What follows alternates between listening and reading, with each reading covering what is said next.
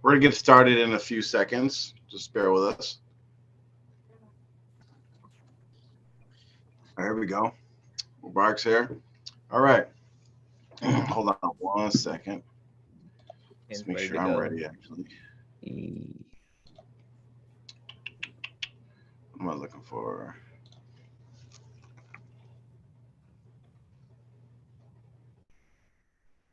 Okay. أعوذ بالله من الشيطان الرجيم. بسم الله الرحمن الرحيم. الحمد لله. الصلاة والسلام على رسول الله. Right. Assalamu alaikum, everybody. Welcome to another installment of the R2F show. We're going to get right into it. You guys, if you're watching, you already know who we are and you already know what we do. So, bismillah. The first thing we're going to do is we're going to let Amr give some updates or some information related to some questions we've been getting related to comments and different things on our YouTube channel. Assalamu alaikum, everyone. Welcome to the R2F show this week.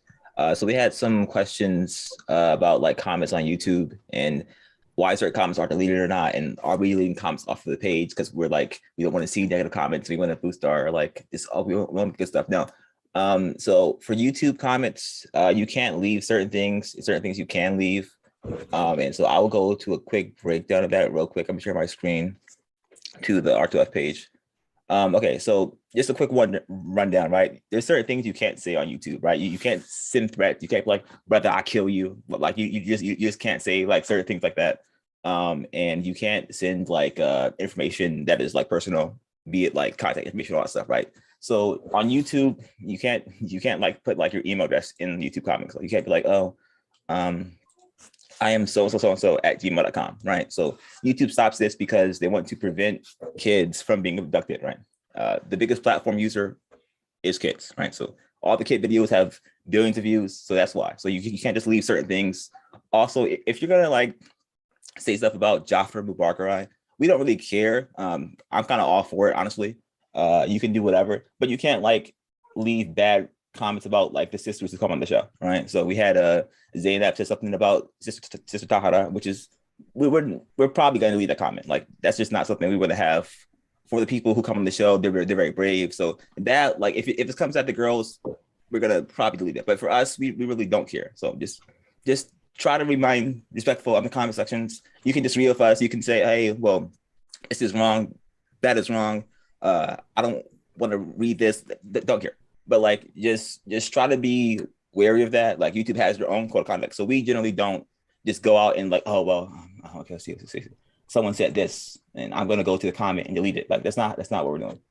So just so you know, that's not us, and we generally don't do that. Okay, all right, shukran for that, Amr. Let me pull my show outline just to. So next, we're going to turn it over to Mubarak, who's going to give us our opening reminder, inshallah. بسم الله الرحمن الرحيم إن الحمد لله نحمده ونستعينه ونستغفره ونعوذ بالله من شرور أنفسنا ومن سيئات أعمالنا من يهده الله فلا مضل له ومن يضلل فلا هادي له وأشهد أن لا إله إلا الله وحده لا شريك له وأشهد أن محمدا عبده ورسوله أما بعد قال تعالى بعد أعوذ بالله من الشيطان الرجيم بسم الله الرحمن الرحيم أليس الله بكاف عبده ويخوفونك بالذين من دونه ومن يضلل الله فما له من هاد ومن يهد الله فما له من مضل أليس الله بعزيز ذي انتقام. Allah says in Surah Zumar that is Allah not enough. Is Allah not enough for His servants? Is Allah not enough for His servants? And as a reminder for this is that the people they become fearful of other people. وَيُخَوِّفُونَكَ مِن دُونِهِ وَيُخَوِّفُونَكَ الَّذِينَ مِن دُونِهِ, that people try to scare you with people besides Allah. And Allah is saying, is Allah not enough for His servants? Why are we mentioning this? It's because of how the people, when they know what's right and what's wrong, they see the shirk very clearly. They see the abuses, they see the things, and they want out. They don't want to have to deal with it anymore, but they say, well, if I say something, if I say, hey, this is not according to Islam, this is not according to the Quran, the Sunnah, then my husband or wife will divorce me. They will separate me from my family. These are real issues. They will separate me from my family. I will lose my home. I will lose my social networks. I will lose this, that, and other. And Allah is saying that they will try to scare you with things other than Allah. And Allah is saying that He is sufficient for you. Allah is sufficient for His slaves. You know what is right. You know that you shouldn't be part of one group or another. You know that you should be speaking out. If you know this, then Allah is enough for you. What you should do is say what is right, do what is right, and know that there may be some tests to come with it, but Allah is sufficient for those people who, for His servants. And Allah says that whoever Allah misguides, then there's no one that can guide them. And whoever Allah allows to be guided right, then there's no one that can guide them the wrong way. We hear it all the time, but this is the time to put it into action. You can't listen to this every week at Jumu'ah. If we go to Jumu'ah, some people, they don't go to Jumu'ah, but yes, every Jumu'ah you will be reminded of this. And the thing is, it's time to act on that now. Allah is enough for you.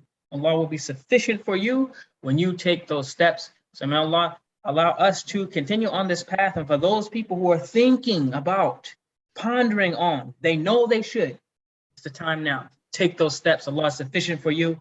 He will be there for you.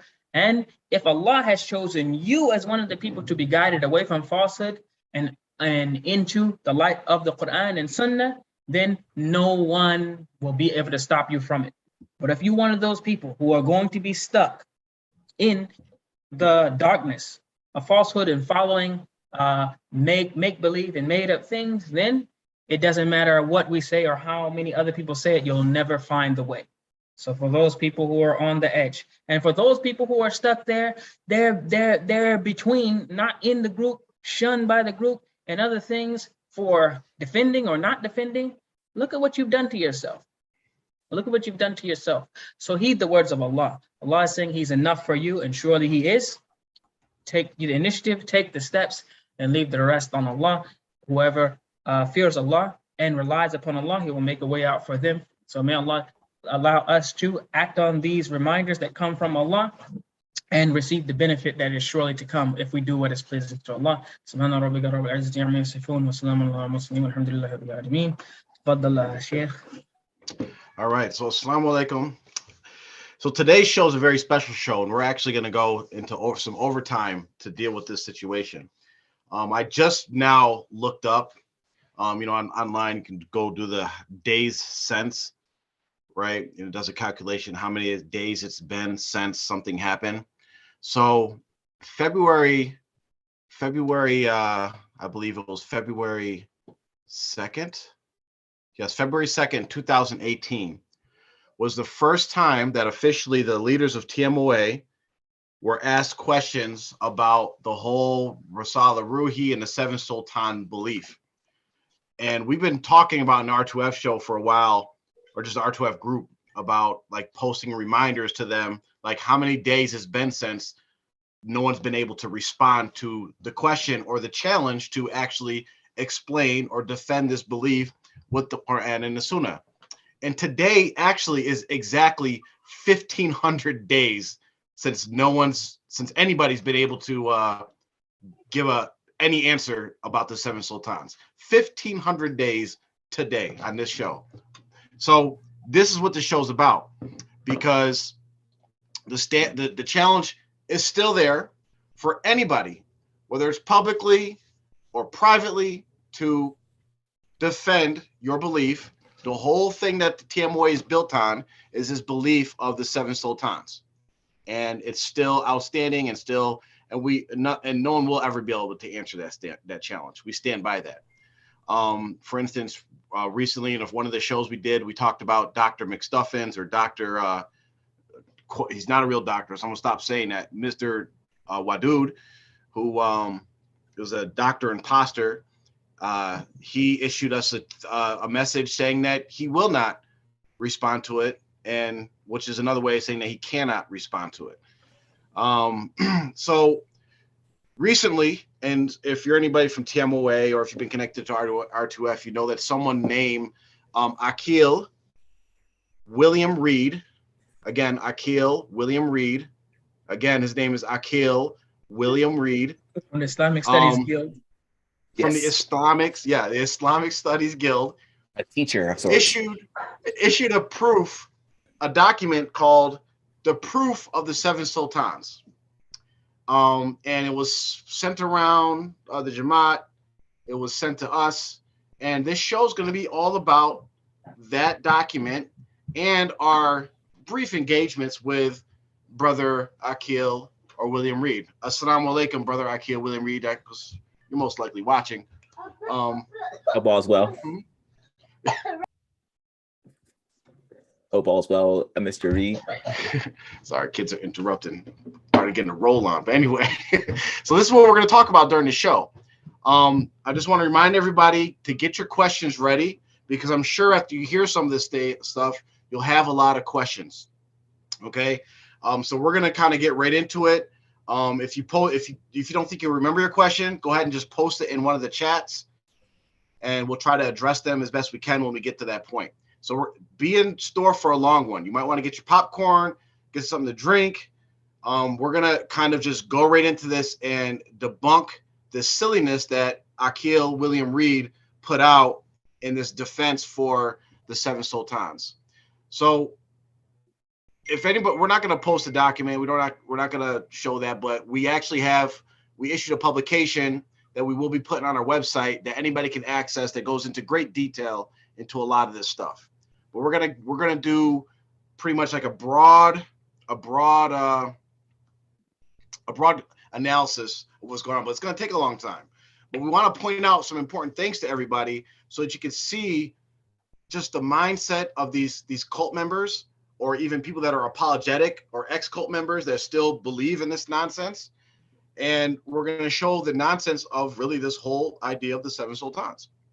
So the first section, and we broke it down into sections. I forget how many pages the actual document was, but the first section is basically like he gives like an opening of like 7 pages. Yeah, seven pages of pure nonsense. Mm-hmm. But he opens up with salams, and the first issue, and you guys just jump in whenever you get a chance. The first issue, notably, is that this document, when it was first issued, actually did not list the author. No one claimed this.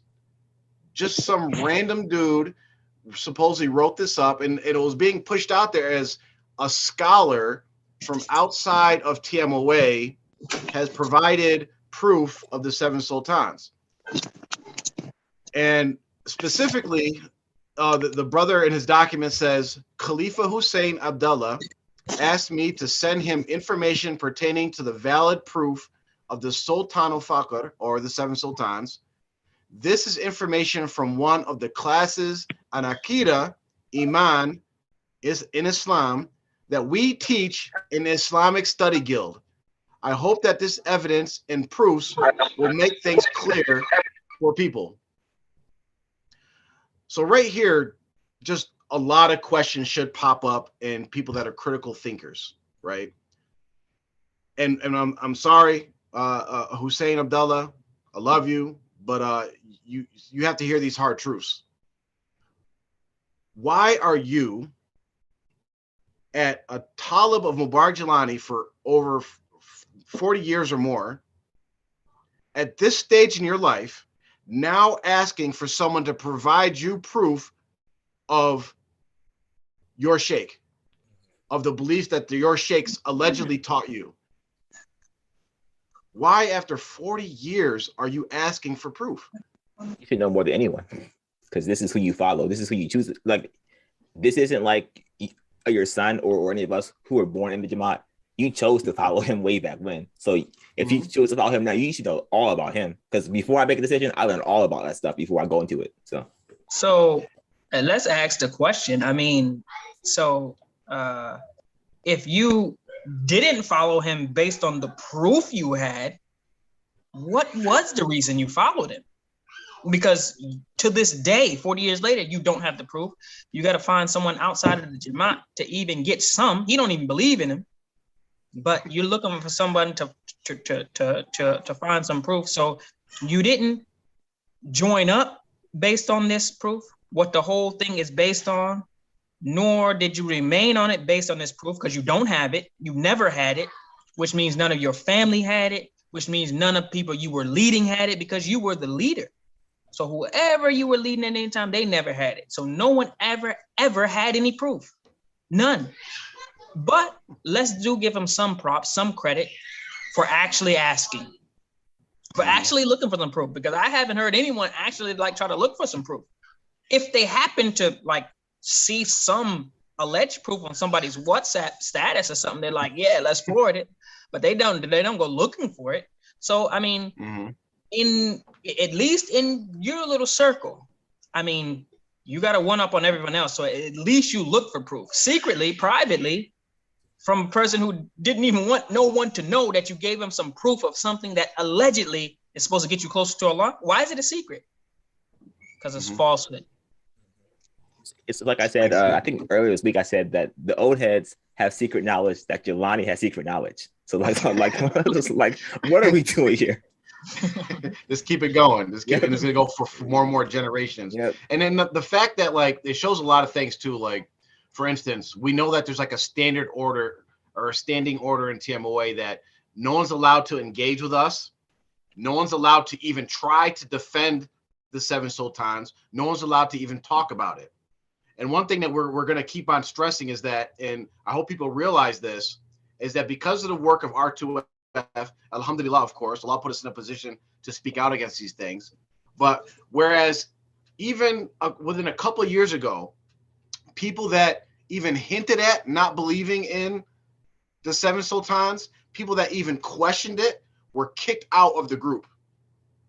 But now it's supposedly acceptable to not believe in the seven sultans, and you can still be in the Jamaat just as long as you don't verbally express it.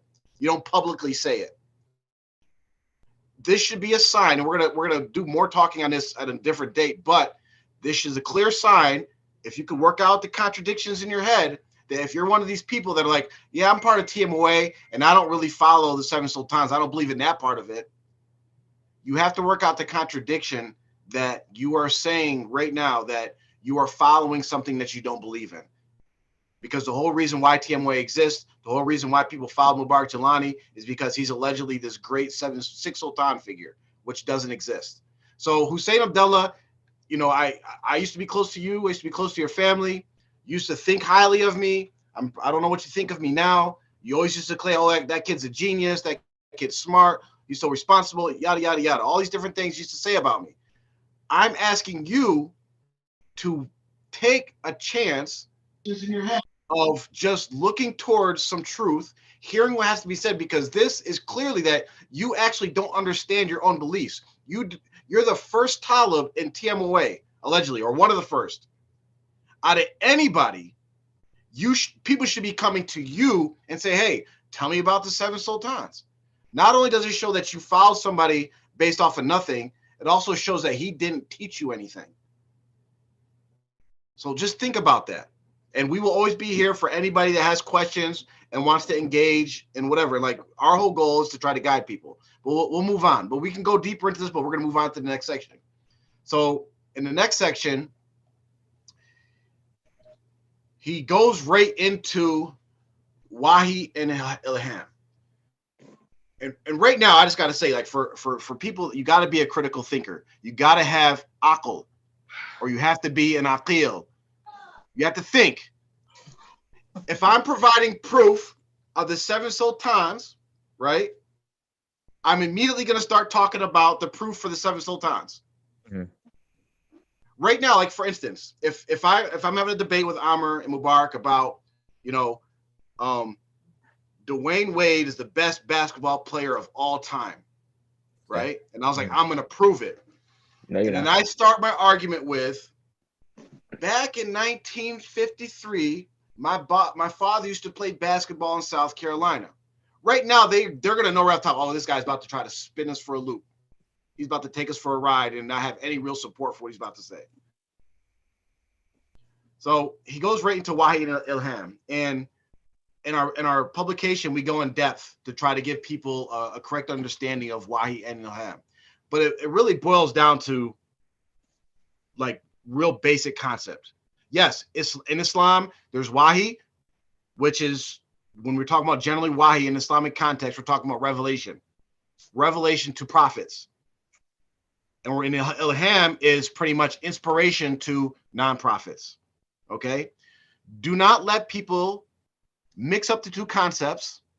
Do not let people change up the wordings and the definitions and the translations to make you think that somehow Ilham and Wahi is like the same thing or on an equivalent basis. It's not.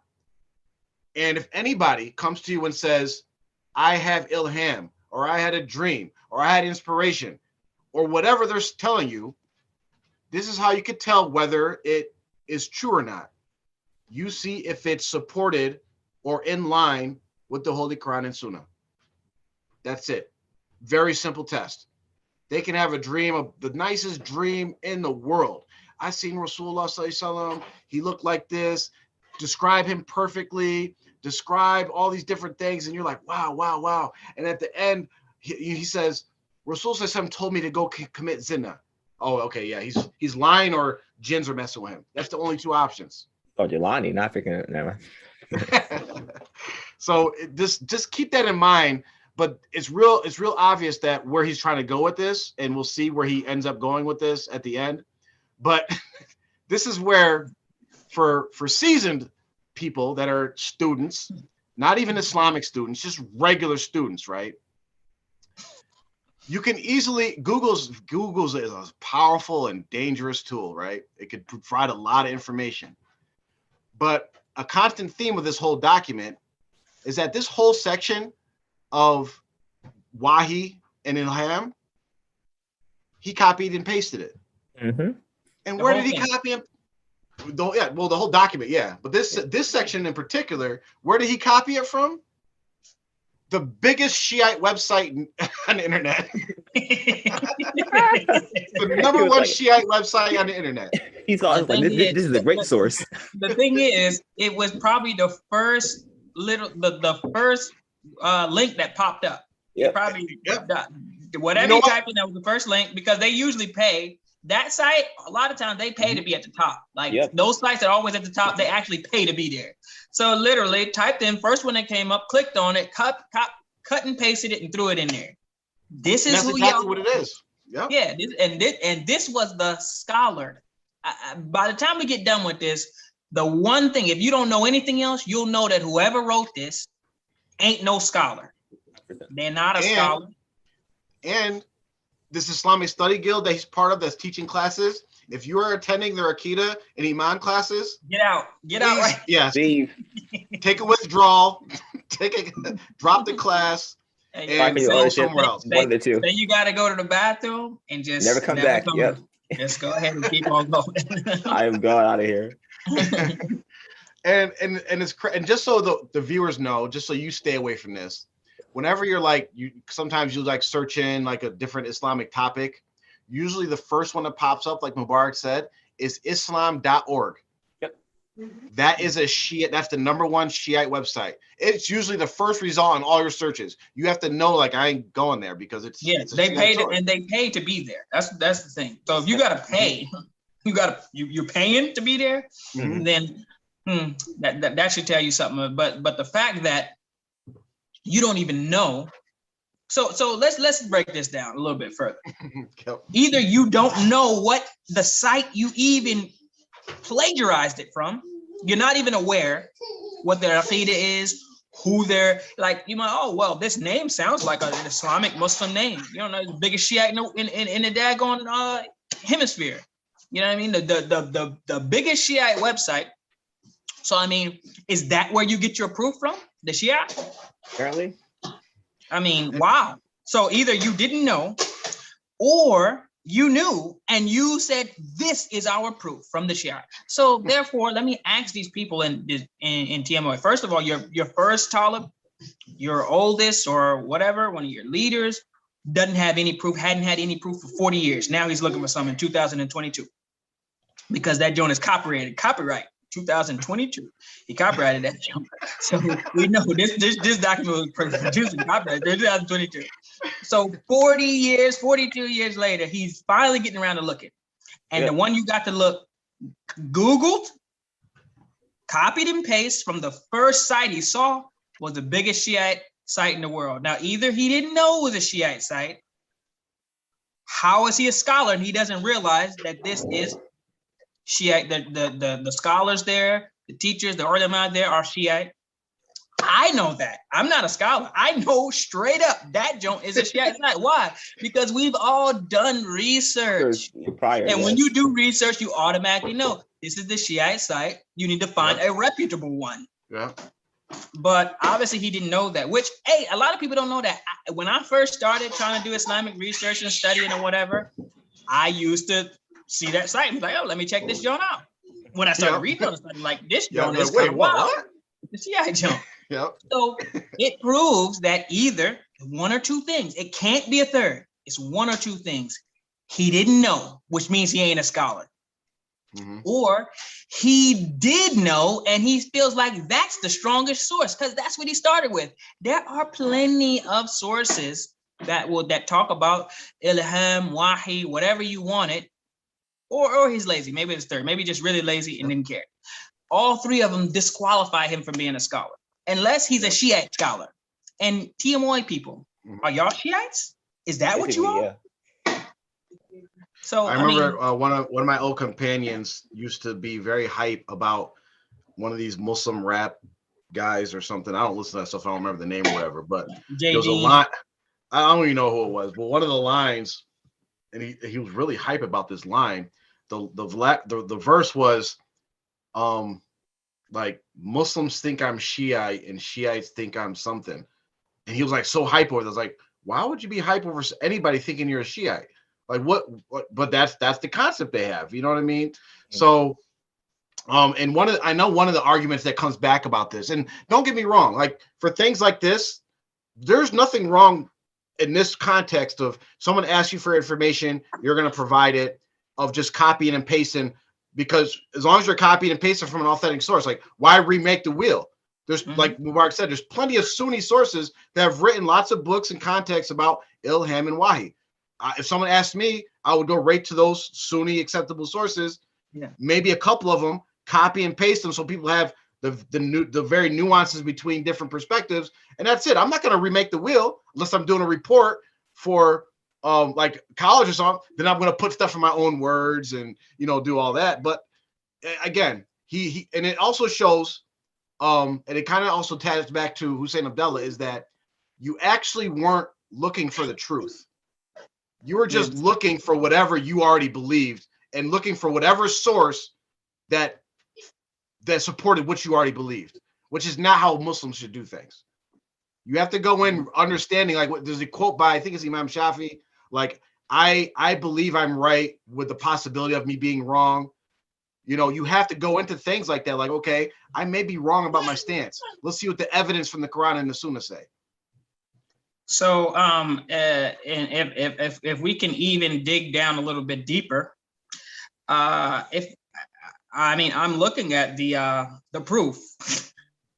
It shouldn't even be it is a proof. It is a proof of something. Really, it is a proof. It is a proof. So, not of what he wanted, but it's a proof. So now that we are certain, and you guys at home, you can double check this yourselves, run it through a fact check or whatever. Type in Wahi, Ilham, any sort of keywords, and go to that Islam.org site or whatever, and you will find this word for word.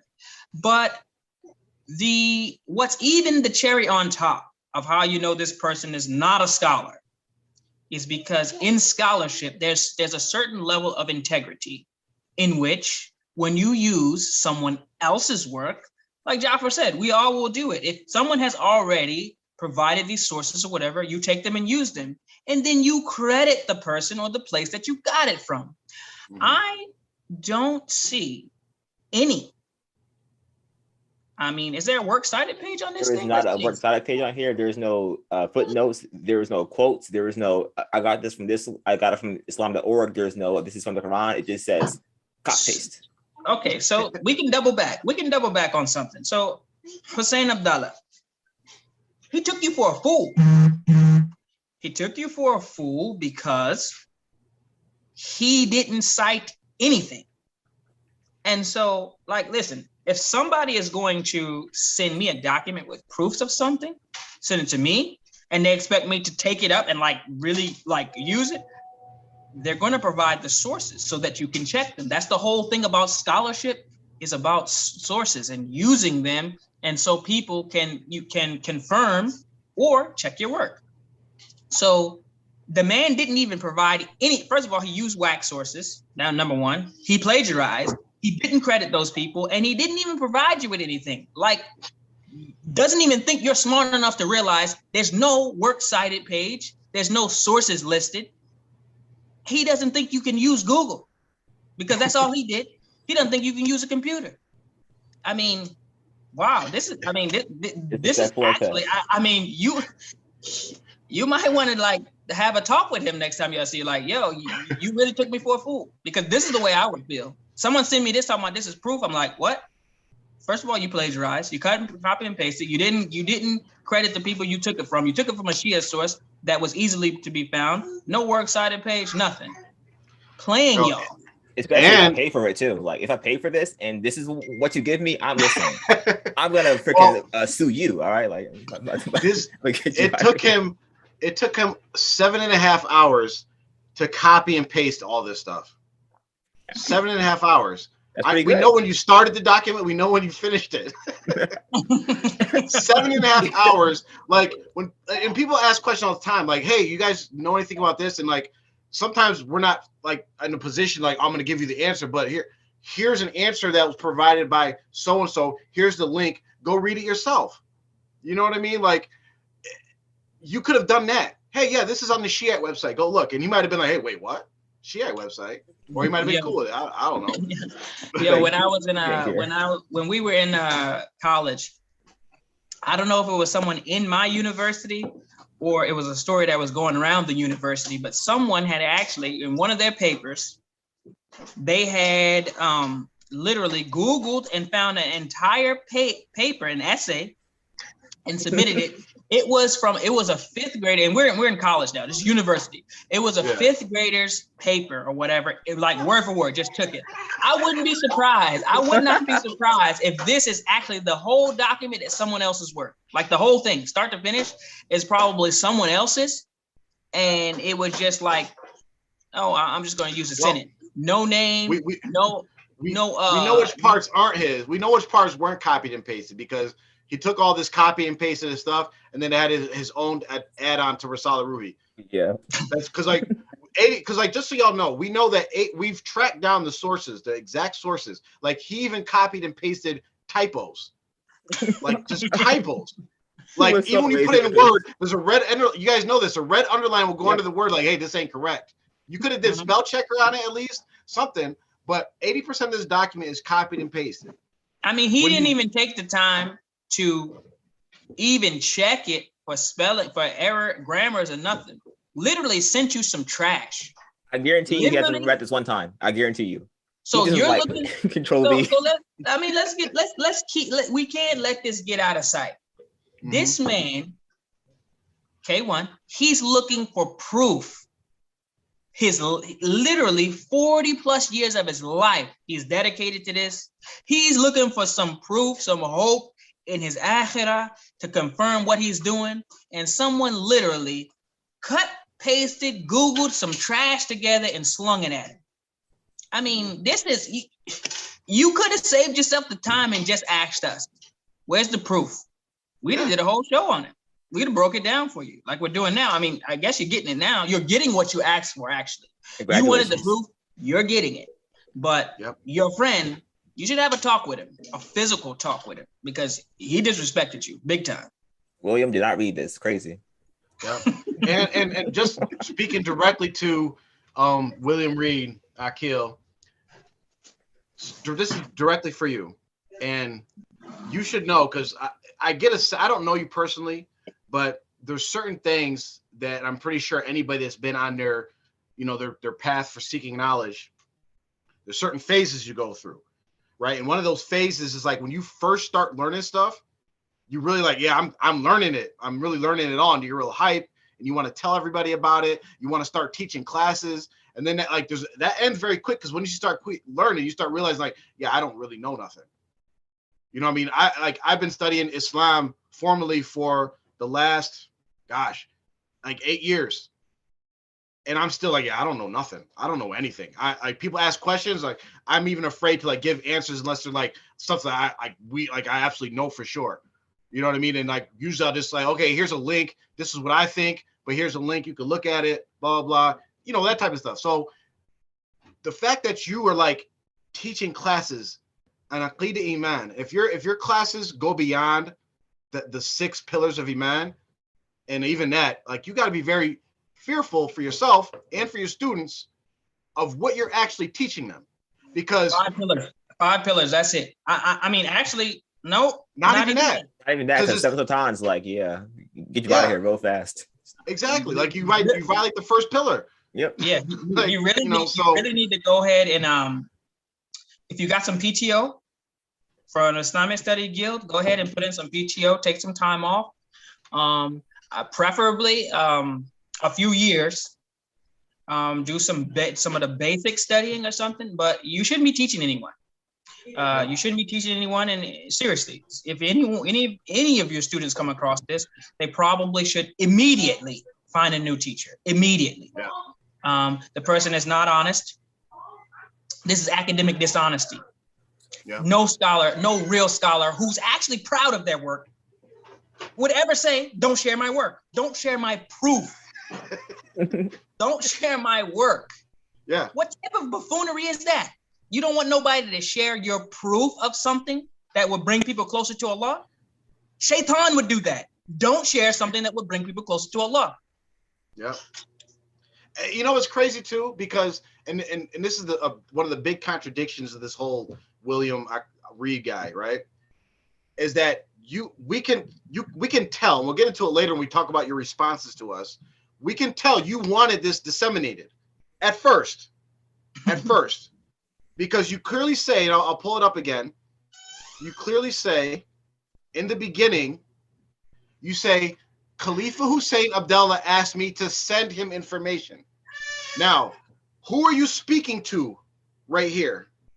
You are speaking to all of us. It's called third person. You are not speaking to Khalifa Hussein Abdullah, because if you were speaking to him, you would have said, you asked me to get you this information. Here it is. You expected him, and which it did, is that he started disseminating it to people. Hey, look, I got proof. Then it started going around the chat rooms. Then people sent to us like, hey, look what they're sending around. You either, like, Lano's best, but it appears you definitely wanted other people to read this. And you most likely probably wanted us to read it. Like, yeah, I got him. Right? Didn't. Yeah, you got our attention. And then when you got our attention, and then we found out who you were, and then we addressed you directly, you issued a cease and desist. He was like, yo, leave me alone. Leave me alone. I do not give you permission to use my name, my likeness, and my document. I do not own rights to this music. He said, this is information from one of the classes on Aqidah Iman in Islam that we teach in the Islamic Studies Guild. So the Islamic Studies Guild, you're all wrong, is just a place where you cut and paste typos and all from the internet and teach it. I hope nobody's paying for this. I hope nobody's paying. I mean, this is bad. And this is part of a class you teach. Here we go. And I'll issue this, right? Because we know, and they should know this. One, I want to get in contact with the other teachers of the Islamic Studies Guild. I would love to talk to any one of them, right? 2, I would like to attend your classes. Send me the information so I can attend your classes. I want to learn what you got. I just want to learn, right? Ask questions. Ask questions, learn. I want to learn correct Islam. Let me see what you're teaching. No. Well, I'll attend. I guarantee you won't send me that information to attend your classes. They won't. He should. You know? like all the old heads. Exactly. So again, this whole Ilham Wahi thing, we're gonna sum it up real easy for you, because this is really what this whole document is about Wahi and Ilham. Wahi and Ilham, we believe in it. We have to believe in it as Muslims. As Sunni Muslims, we have to believe in Wahi and Ilham. If Ilham, Wahi's done, right? Revelation is done. Prophet Muhammad sallallahu alaihi wasallam, revelation ended with Prophet Muhammad sallallahu alaihi wasallam. We individuals, doesn't matter if you're a Sufi, doesn't matter if you're a Salafi, doesn't matter if you're considered a wali or a saint or a normal person or a sinner, Allah can inspire whoever he feels the need to inspire through his angels, through dreams, whatever reason, right? He could do that. But Allah's not coming and talking to anybody. That ended with Prophet Muhammad sallallahu alaihi wasallam, okay? And if in the test, again, I'm gonna repeat this, the test to decide whether you should pay heed to any ilham you receive or anybody's talking about is if it's in line with the Quran and the Sunnah. That's it. That's it. Right there, his whole document, we could have ended the show right there, but he added on another paragraph at the end, which we'll get to. But the next section that he brings up is evidence from the Quran and Sunnah, or no, from the Quran, about Ilham. And we're not, on this show, we're not going to go into it, but in our publication, we actually provide the tafsirs for all the ayats that he provided. That, and this is the kicker for me. This is the kicker, because the first section he copied and pasted from his Shiite site. Then the rest of the document he copied and pasted it from a book written in support of the Ahmadiyyas. Ahmadiyyas. Who their leader claimed to be the prophet. Yep. A prophet, Isa, Mahdi. I don't even know what else he claimed, but this is so. And I want to mention this real quick, because one of the things that people will say is like, well, there's certain things, even though Shiites might not agree with us, there's certain things that overlap, which is true. There are some things that we do agree on, right? We agree on La ilaha illallah, right? Okay, that's fine. So you could find some things that are overlapping, just like sometimes Shiites use Sunni-based hadiths, right? And there's some of our hadiths that are also authentic according to their science and traditions. However, it's all about the context. It's all about the spin, right? We see it all the time, every day in America. You have Fox and you have CNN. They're both reporting the same news, but they got their own spin on it. So the context is very important. So you know that anything that these two sources provide is that it's going to be provided in the context of what they believe in. Some Shiites believe that Khalifa Ali should have been the prophet, like Allah made a mistake. Some Shiites believe that there's these mystical 12th imams that like live forever and they can violate Sharia or make up their own Sharia and all these different things. Ahmadiyyas believe that their leader was a prophet after Prophet Muhammad sallallahu alaihi wasallam. They believe that he was Isa returning. They believe that he was also the Mahdi and all other types of crazy stuff that they believed in. So, right? So y'all got to ask yourself, do you believe that there's a prophet after Rasulullah sallallahu alaihi wasallam? Do you? And I mean the main body of Muslims, the majority, for the most part, and the ulama have concluded that the Ahmadiyya are not part of Islam. They're not Muslims because they believe things that are contradictions to the Quran and the Sunnah. Therefore, those two things can't remain within Islam. The Quran and Sunnah and a contradiction. If you believe in something that's against the Quran and Sunnah, then that puts you outside of Islam. Because Allah said that this day He has perfected the religion. Everything is there. You add something, it's going to be rejected. You believe in that thing over what Allah said, then you believe in something else. Allah's religion is Islam. You have something else. So the 7 sultans is something other than Islam. Ahmadiyya is something other than Islam, and various other things. So do you believe, as the Ahmadiyyas believe, that their guy, because they have a leader who they believe to be you know, a messenger after Rasulullah sallallahu alaihi wasallam. So you're going to take their sources and use their information, and they literally believe something that is contrary to Islam. And it's contrary to what you believe yourself. So yeah, I was just thinking that same exact thing.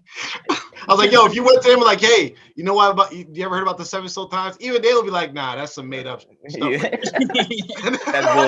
This man, yo, this scholar, a teacher at the Islamic Studies Guild, literally is just, I mean, flailing at the wind. Every source he seems to grab is from someone who doesn't even believe or agree with what he's actually trying to prove.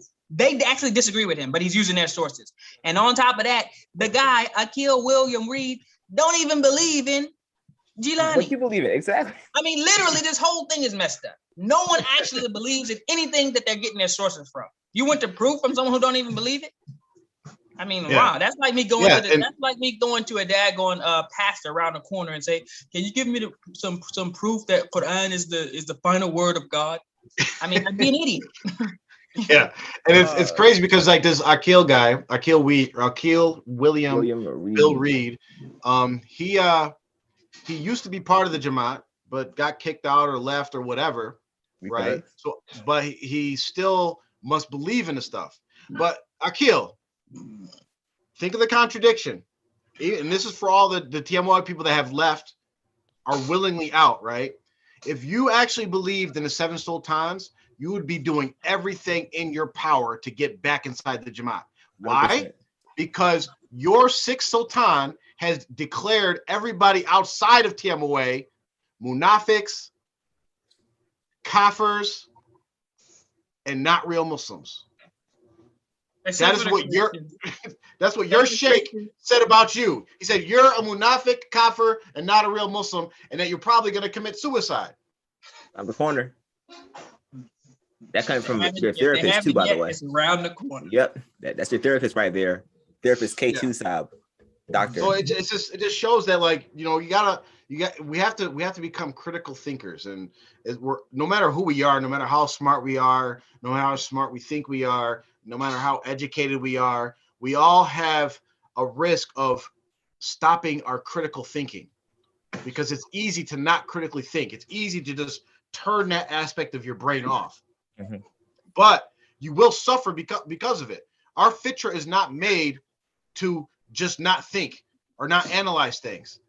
And this is why you see, and this is a whole nother discussion that we can't get into now, this is why you see a lot of mental health issues and different things popping up in these cult-like groups, is because we have a fitra. Allah made us a certain way. You know, I'm going to talk about this at the end. Allah made us to think. He created us to think. He created us to follow a religion that makes total sense. This is why when we go to Christians and people in other religious groups, and a lot of them convert to Islam just because it just makes sense. It's common sense. You know, so turn those faculties back on in your brain, as is a previous family member I used to have, or in-law had. You say, get that hamster running in your brain around the wheel, get it going, and you'll see that this stuff doesn't make any sense. You are supporting a sheikh that called you a kafir or munafiq. Straight up. All the brain cells just seem to leave, because like, just even, okay, I understand, but like, if you're gonna fake this paper document, the easiest thing to do is to just change all the format to one format. Like it's so clearly copy and paste it, because you got a bunch of different formats and fonts and all this stuff. Like, you could at least just like Control A and then go to tools and change it all to one format. Like, you're so lazy. Like this is how much that he thinks about you people in the Jamaat. Like, oh, I'm just gonna just give him anything because this is gonna be spread. Like, that is so laughable to me that he would do this to y'all. Y'all just be fine with it, because this was being shared around for a while. So like, y'all are clearly fine with this. But, oh, we got them now. But you know what? I mean, literally, before even knowing what was in the document, once I seen all that multiple fonts and all that stuff, I'd be like, man, a kid did this. Either someone who doesn't know how to use a computer, someone who never actually had to turn in a paper. See, that's the thing. A person who actually had to turn one in knows, man, I'm gonna get docked. my grade is gonna get jacked up just for this bad, literally the font is terrible. I mean, just for that alone, no sources. I mean, literally, this paper would probably be rejected without the professor even reading it. Yep. Just because they would reject anything you said. You could have just taken that from someone else. Nigga's name ain't even on it. Yeah.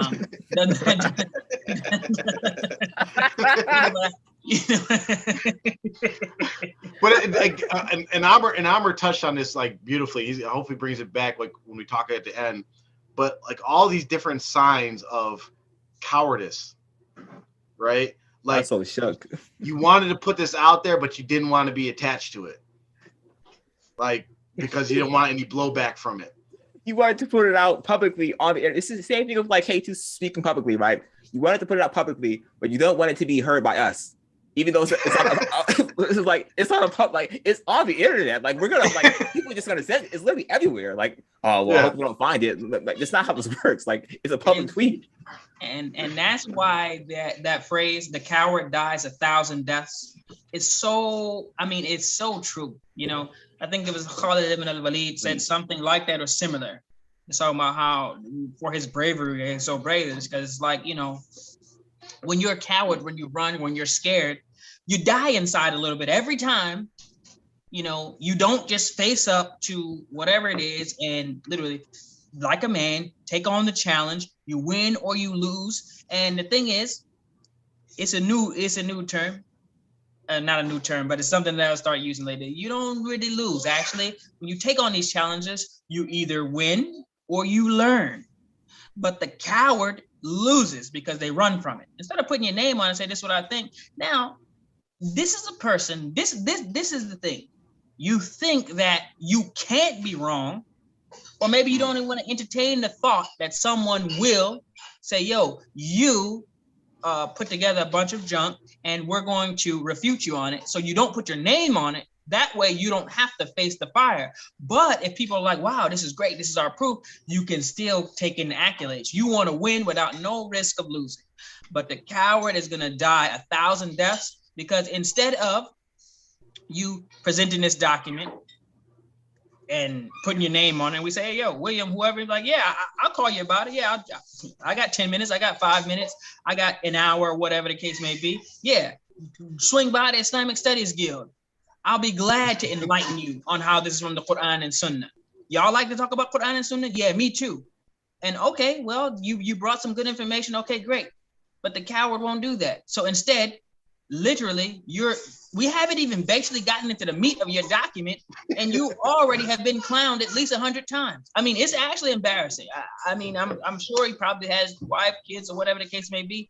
This is his fault because he did something very cowardly. And so you should tell him, yo, don't be a coward next time.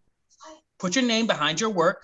Stand behind your work, produce some quality work. Don't put forth trash like this. Don't pretend to be a scholar. Don't pretend to know more than you are. Don't mislead and misguide people. And this won't happen. But what Allah will do will be far worse. Stay in your lane, have some bravery, and then you roll with the punches as they come. But this is gonna haunt you for the rest of your life, unless you come out and say, you know what? Yeah, it was me. I wrote it. That was a dumb thing to do. Quran and Sunnah all the way. Let's stick with the proofs. People are probably like, yeah, man, that's a brave thing to do. To do something wrong, to come back, correct people, guide people the right way. Now that's not cowardly. But to still keep hiding and they will probably get another little, correspondence or something. Don't send them this or whatever. We're gonna get everything. Allah just has it that way that we keep getting every little thing that's tried to be hidden. And then we literally just blast you on it. So go ahead and try to send another hidden secret document. We'll get that too, and we'll have fun with that too. Yeah. So real quick, if I go to some place to take classes and it's called the Islamic Studies Guild, if it's not in a castle, I'm gonna be very disappointed. if I don't see a dragon, I'm gonna be so upset. There better be dragons, swords, and at least a castle or at least a dungeon. Get me in a dungeon, and then I'm gonna really respect y'all name. Daggers and arrows and stuff from ancient Arabic times when they fought in wars. Exactly. They do sword fighting, jousting. Yeah. All in the name of Allah, the ISG.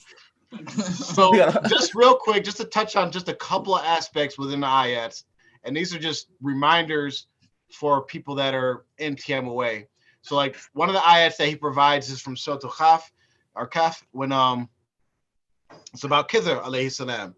And so what we did is we pulled the tafsirs from all the TMOA accepted tafsir books, which is Ibn Abbas, Ibn Kathir, what is the other one? Tafsir Usmani. It was like 4 or 5 tafsirs we gathered them from. Ma'arif for the Quran. Yeah, I don't think I didn't have that one, but it was 5. It was 5 of them that all of them 5 of them were used by Mubarak Jilani, and all of them say, contrary to what Mubarak Jilani teaches, and contrary to what y'all try to use Khidr for, Khidr is a prophet. They all say the same thing. They all say Khidr is a prophet. Jalalain, like it's say so. Just think about that. When you go to the actual sources of the books that your sheikh reads directly from to teach y'all, they actually say Khidr is a prophet. But then to support this idea of that Mubarak Jilani is a wali and he's getting special secret knowledge, let's change Khidr into a wali. Let's take that opinion because it fits with the narrative I want to push.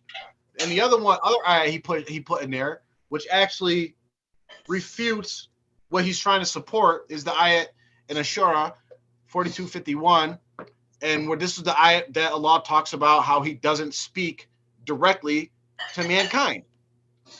And the ayat is about how he only speaks to prophets, but when he speaks to them, it's through a veil, or he sends the messenger, angel Gabriel, to give the message. So it actually refutes everything that you're trying to say about Ilham and Wahi.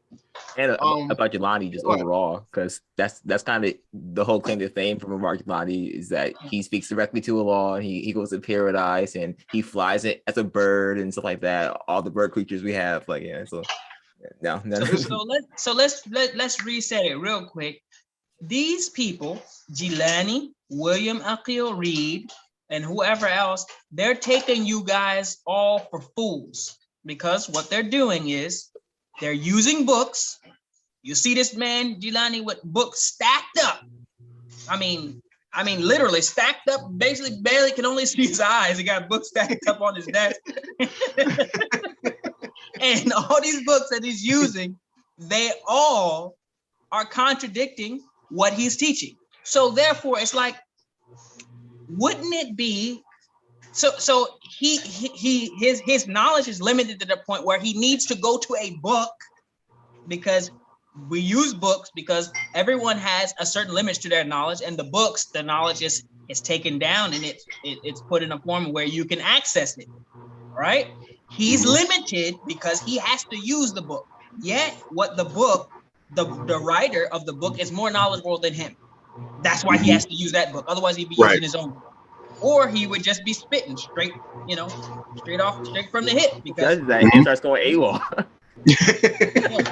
But the thing is, he's using books. Please listen to this carefully. He's using the books, but the books that he's using, he doesn't agree with. So he's contradicting himself, but he's making the audience seem to think that he has some sort of knowledge or some insight, or that he's a scholar. He's not. He's tricking you. The book that he's using is contradicting him. So it's like all the way down. William Reed is using stuff that he doesn't believe in, nor do they believe in him. Jelani is using books that refute him, and he's teaching something else. I mean, at what point are y'all going to realize that y'all being bamboozled by every single person that comes in contact with you that's telling you that they're giving you some information that's going to bring you closer to Allah? It's actually taking you further away. I really wonder what they're going to do, like when you get, because I mean, they're having babies every day, right? So what are you going to do when you have the next generations coming up and they start asking questions and none of y'all are allowed to actually teach it or talk about it? What are y'all going to do? Right now you got all this content that we have on the internet. You don't think they're going to run into it? TMOA this, TMOA that, 7 Sultan this. And once we get to our next phase of what we're doing, inshallah, it's really going to be out there. And what are you going to do? Like, I just really want to know what the end game is. You know, is it just ride this out and collect as much money as possible, you know, until like we can't collect it anymore? Like, what happens? What happens to the next generation when you have Mubarak Jelani's great grandkids? You know, you have 3 generations of cult babies trying to collect from this 10% pot. What are you going to do? Else raise it? We have less people are paying, so let's just raise it and collect more money. I mean that honestly probably is the best strategy you got. But just why don't you just instead Allah will honor you, right? There's a hadith, and I don't remember the exact words, but there's not a person that debases themselves for Allah's sake that Allah will not raise their status. Yes. Whoever humbles themselves for Allah's sake, it's not, I don't have a word for word, so don't quote me like he's making stuff up. The gist of it is, and I can't recall it right now word for word, but is that whoever humbles himself for Allah's sake, then Allah will raise them because they're humbling themselves to Allah. That's what in Salah we bow and we do sujood to Allah. We're humbling ourselves, and then Allah raises us. So he rewards us and raises our station for that thing. And whoever exalts themselves for their own, you see the video of the guy, actually, Imam Mahdi about me, just looking like the biggest, most arrogant person. It's like or the phrase, I'm the most humble person in the world, and these type of things. But the point is, if you humble yourself, then Allah will. For Allah's sake, then Allah will reward you for that. And if you are being prideful and arrogant and deceitful and these things for worldly, personal gain and trying to circumvent the religion of Allah, surely Allah will debase you. If you're getting debased in this world, at least there's the chance that this is your punishment. And hopefully, if you get yourself on the right track, then Allah will forgive us. We hope Allah will forgive us all for our sins. But the key is you have to stop doing the wrong and get back on the right. Otherwise, you might get debased in this life and in the next. So may Allah protect us from that. I mean, his evidence is from the Quran, right? Like there's a 7 in here one time. Like it's not even 7. Just no sultan. There's no 4. Like none of that. The whole point of this is to proof the 7 fakes of like your whole point is to like, so this doesn't prove 8. It doesn't say sultan. Nothing. It's not even close to. Okay, I can kind of get this. No, actually. You kind of refuted yourself here, low key, but Yeah. Well, everything that they brought, all the information is either from sources that will refute them. Like if you go to the author of the sources that they pulled, they will refute them. The author that they pulled will refute them, and then the Quran that they pulled, it refutes them. So far, he's batting 0%. He's swung and missed on everything, every single thing. What page are we on now? We're on page 2 still. So page 2. Okay, so 2 pages now, and the 7 sultans has only been mentioned in like the top title. That's it. No proof so far of the 7 sultans.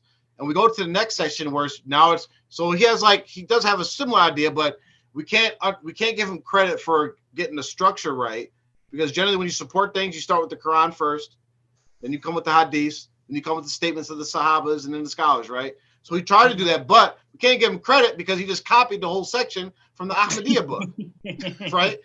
And just to give context, so like Mubarak has said, like the scholars of Sunni Islam have declared that Ahmadiyyas are not Muslim. They're not Sunni Muslims, right? They got their own religion. This book was written in a defense for why they were declared not Muslims. They were trying to prove that they were Muslims. And they're trying to prove that their leader, Ghulam Ahmed or whatever his name is, Qadiani. Mm-hmm. They're trying to prove that their leader actually does. They're trying to prove that their leader actually does receive Wahi, and this is the proof they were providing to say yes. The Quran and Hadith say that people after Prophet Muhammad ﷺ can get revelation. So that's the context of this. So we have another page copied. We have another section copied and pasted from the Ahmadiyya book, the evidence from the Hadith. And I wanted to do a segment on this to bring it back to our beginning days of the guess the fabricated Hadith.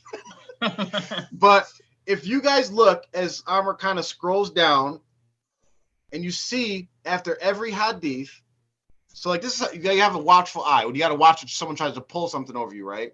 So like we talked about in Islamic scholarship, you provide references and sources. When you quote a Hadith, you say this came from Sahih Bukhari, this came from Muslim, this came from this or that, right?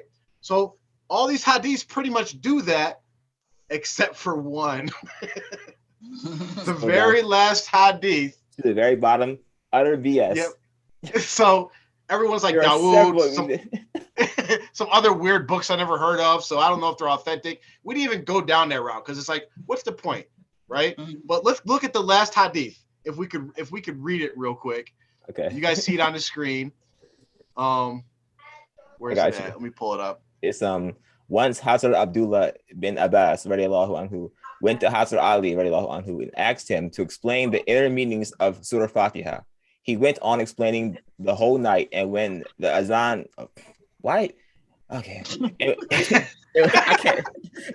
And when the adhan, the adhan, not the azan, when the adhan of the next morning prayer was recited, he was still explaining the meanings of the first letter. This shows that Allah Almighty reveals the mysteries of creation, haq and marif, to the prophets and saints, awliya, and nobody can deny it. Revelations is of many degrees. Revelations to the prophets are known as wahi, to the saints, awliya, as kamarat, and ordinary pious persons as ilham and ilak. There are several examples of these revelations in the Quran hadith, cited by no one. All right, so just trust him. Just trust him that there are examples of this in the Quran hadith. I didn't find it myself, but like, trust me, like they're there. Believe me. All right.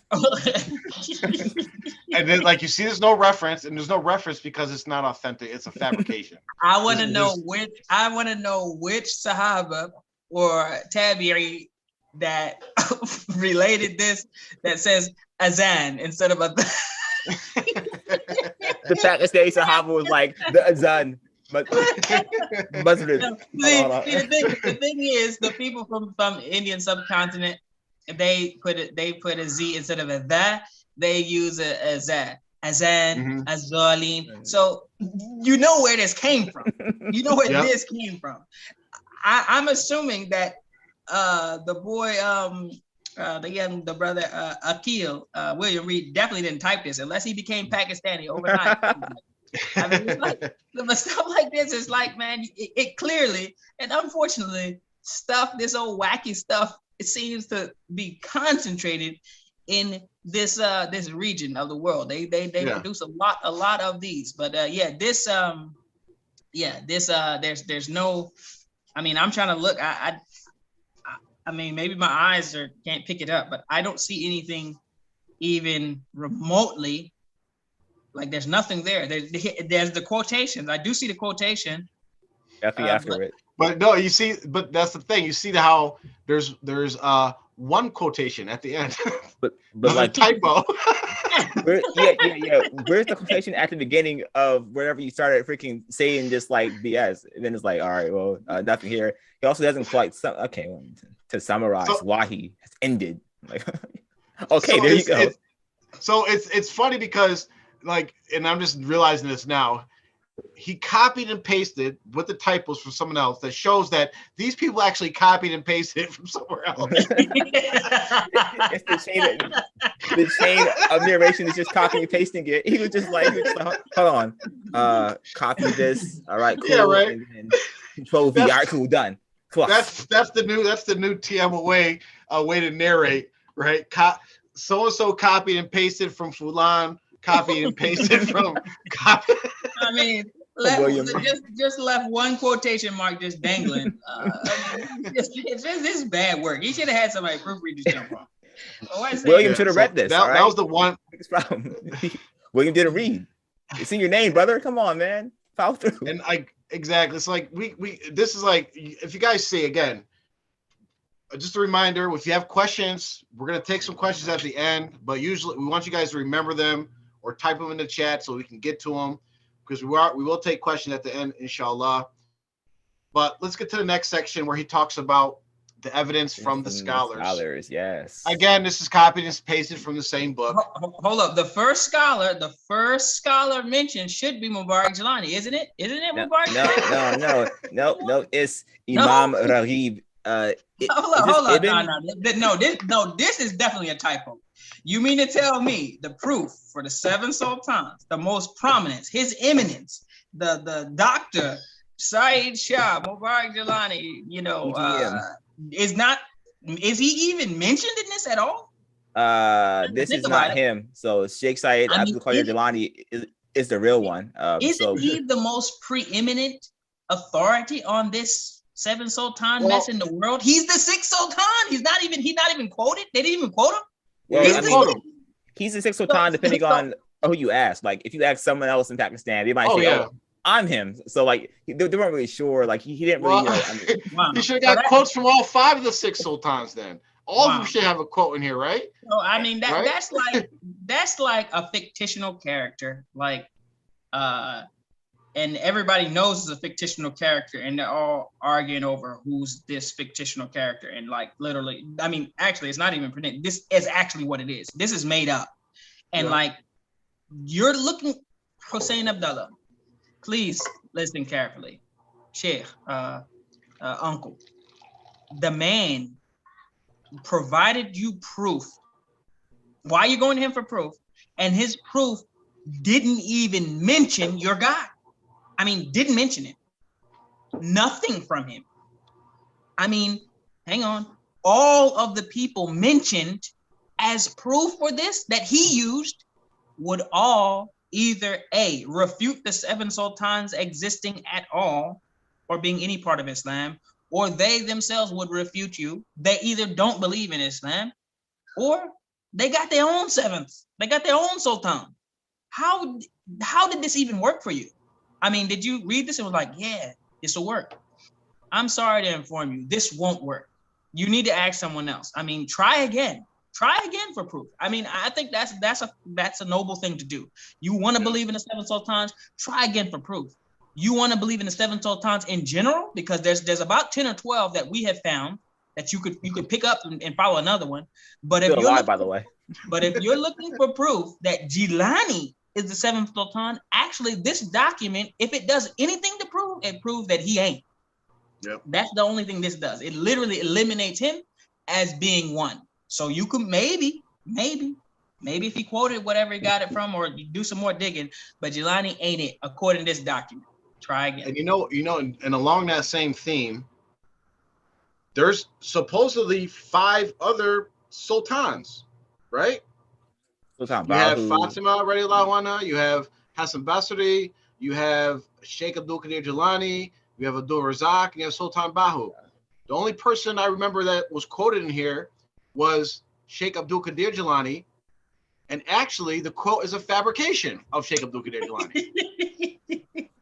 It doesn't come from any of Sheikh Abdul Qadir Jilani's books, which he's a very misquoted and people fabricate stuff about him all the time. He's been known throughout history, but as far as I know, that's the only sultan, alleged sultan, that he quoted. Because if the whole thing existed, you'd have quotes from Fatima, Hassan Basri, Sheikh Abdul Qadir Jilani, Abdul Razak, all the people that Bahu claimed were the previous sultans. You would have all these quotes.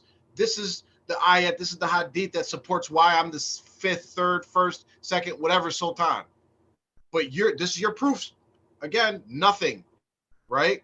And the quote that you actually got, because you copied and pasted, you didn't look up the sources that he actually used, the book that you copied and pasted from. You didn't see if it was actually legit.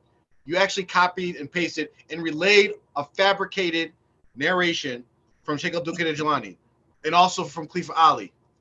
And Allah knows best, because we didn't check all the hadiths. What if you actually narrated and passed on fabricated hadiths? There's very strict warnings from Prophet Muhammad ﷺ about lying about Rasul ﷺ. You got to be careful about this stuff. Very careful. Well, this stuff is lying. This stuff is lying on Allah, because they are trying to say that this is something that is sanctioned, or that because they're not saying this alleged Wahi or Ilham. They're not saying it's coming from, a sheikh somewhere. This whole thing is about this alleged Wahi or Ilham is coming from Allah. So they lying on the messenger. Allah already said that, Rasul said that comes with a seat in the hellfire. So what you think lying on Allah is going to get? I mean, and there's in this thing, and we go into it in more detail in our publications on about the actual Risala Ruhi. But the one sheikh that they mentioned there, Sheikh Ahmed, I believe, he's down a little bit. If you scroll down, Sheikh Ahmed, yeah. They refer to him in this document as the Mujaddid of India, right? The Mujaddid of India. So that means only he's the India? Mujaddid Yep. of India, of all India. Only India. But yeah, so the Mujaddid is the most important person in that time, in that place, right? Guess what century he lived during? Sultan Bahu. Yay. So the Mujaddid and God were alive at the same time, according to the seven sultans. Yes. Way to go. Yes. Way to go. These guys, every time they do it, every time you try to present, and this is why we keep asking y'all to do it, and the smart ones don't do it because you know what we're doing. Every time you open up your mouth, every time you move your pen, every time you type your fingers on the text or whatever to try to defend the seven sultans, you are in fact disproving the seven sultans. You will do it every time, no matter what, guaranteed. We don't even have to do it. Just talk. I mean, it's falsehood, so it never can stand up to the truth. We're confident because the only thing we're pulling from is, does it match up with the Quran? It gets blown out of the water every time. Does it match up with the Sunnah? It gets blown out of the water every time. We're not geniuses, but the people who are trying to do this are definitely fools. I mean, we're standing behind the Quran and the Sunnah. These people are coming with some concocted mess from Shaitan or whoever and his minions, and it is getting destroyed. This is actually far more embarrassing than I even thought. When I read it the first time, I mean, it was pretty ridiculous. Now going through it now, it's like, it's even worse. I mean, this is an embarrassment for whoever read it and like took it seriously. I mean, please, someone, at least one person with a spine from TMOA, just tell us that you read this and you took it seriously. Like you were like, okay, this is proof. And after seeing this, you still believe it's proof? The Mujaddid of the century. I mean, all these people don't even agree with TMOA. Come on, man. I mean, even the one writing it. I mean, what more needs to be said? But I mean, let's keep going. But still, this is like, I mean, if you still are hanging on to this, a psychiatrist needs to check in. Oh, you know what? They got plenty of those though. They got plenty to EGM. Psychiatrist, yes, sir. EGM. So this is the one thing I want to point out is that right there at the bottom of that page, that Masala 28. Yeah. He put the most, and to get to General Ali's question about like the argument against it, there is no argument against this besides he has misconceptions about what Ilham and Wahi are. But the argument right now is that so far, he still has not provided any proof of the seven sultans. He's talking about Wahi and Ilham and using un-Islamic sources to provide a basis for Wahi and Ilham. We know where he's going with it, but still, if no one had any idea about any of this and has never heard the arguments for seven sultan, they don't know where he's going. So a normal person reading this would be like, what are they talking about? Like, where is the seven sultans a reference to Ilham and Wahi? No.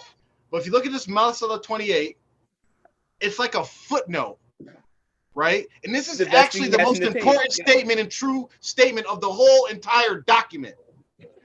Okay, so it says here, sometimes the awliya, the plural of wali, receive ilm, knowledge, in their sleep or while awake. These are called kashf or ilm, revelation, kashf or revelation or inspiration. If they are in conformity with the Sharia, they are acceptable, otherwise not. This should have been the first thing you had inside of your document. In both. They should have opened the document. Just this should have been there, and that was it. It should have been a two-sentence document. Exactly. And I want to point out another copy and paste typo, because what does in conformity mean? He meant to say in space conformity. Yeah. I mean, it's sad at this point. I mean, please, lifers all you people, listen to what is in the document. This is the document. This was the Hail Mary. 1 second on the clock, dialed up a play. Hussein Abdallah calls the play in. William Reed, you know what I mean, takes it. He's running deep and he throws the bomb. And this is it. This is your last hope. There's nothing else. The first Caliph, 40 years, y'all are looking for proof something.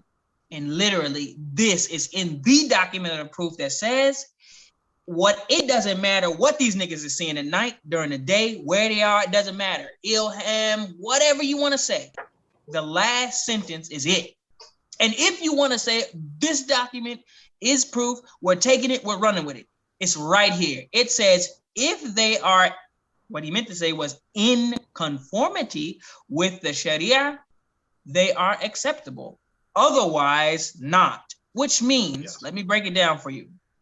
The Sharia is the Quran and the Sunnah and its understanding of those the Sahaba and those generations that are after them. So the Sharia is what Allah has legislated and what Rasulullah has legislated for us. That is the Sharia, okay? If it's in conformity with that, great, let's all do it. Otherwise not. That's what this says. Now, bring me one hadith that even mentions 7 and Sultan in the same sentence. I mean, just find it somewhere. I mean, not even in the same sentence, just in the same hadith. Actually, find me in any chapter of a book of hadith where it mentions Sultan and 7 in the same hadith. Find me any Sahaba. Find me any of the alleged sultans, Fatima radiallahu anha, or any of the other Hassan al-Basri, that actually mention 7 and a sultan or any of this. I mean, let's do that. There's nothing in the Sharia.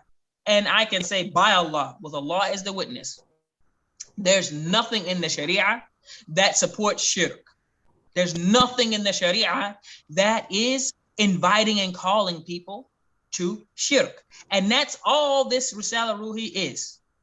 But go to the Quran.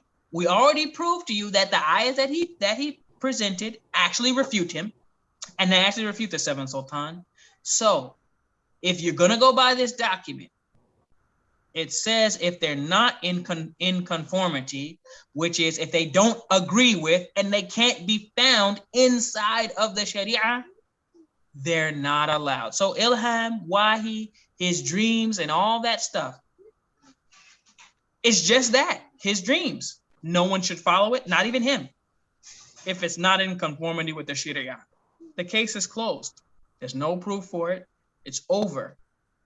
I mean, pick up the pieces, start to discuss what you should do after this. Just take it as an L. We fell for some foolishness for 40 years.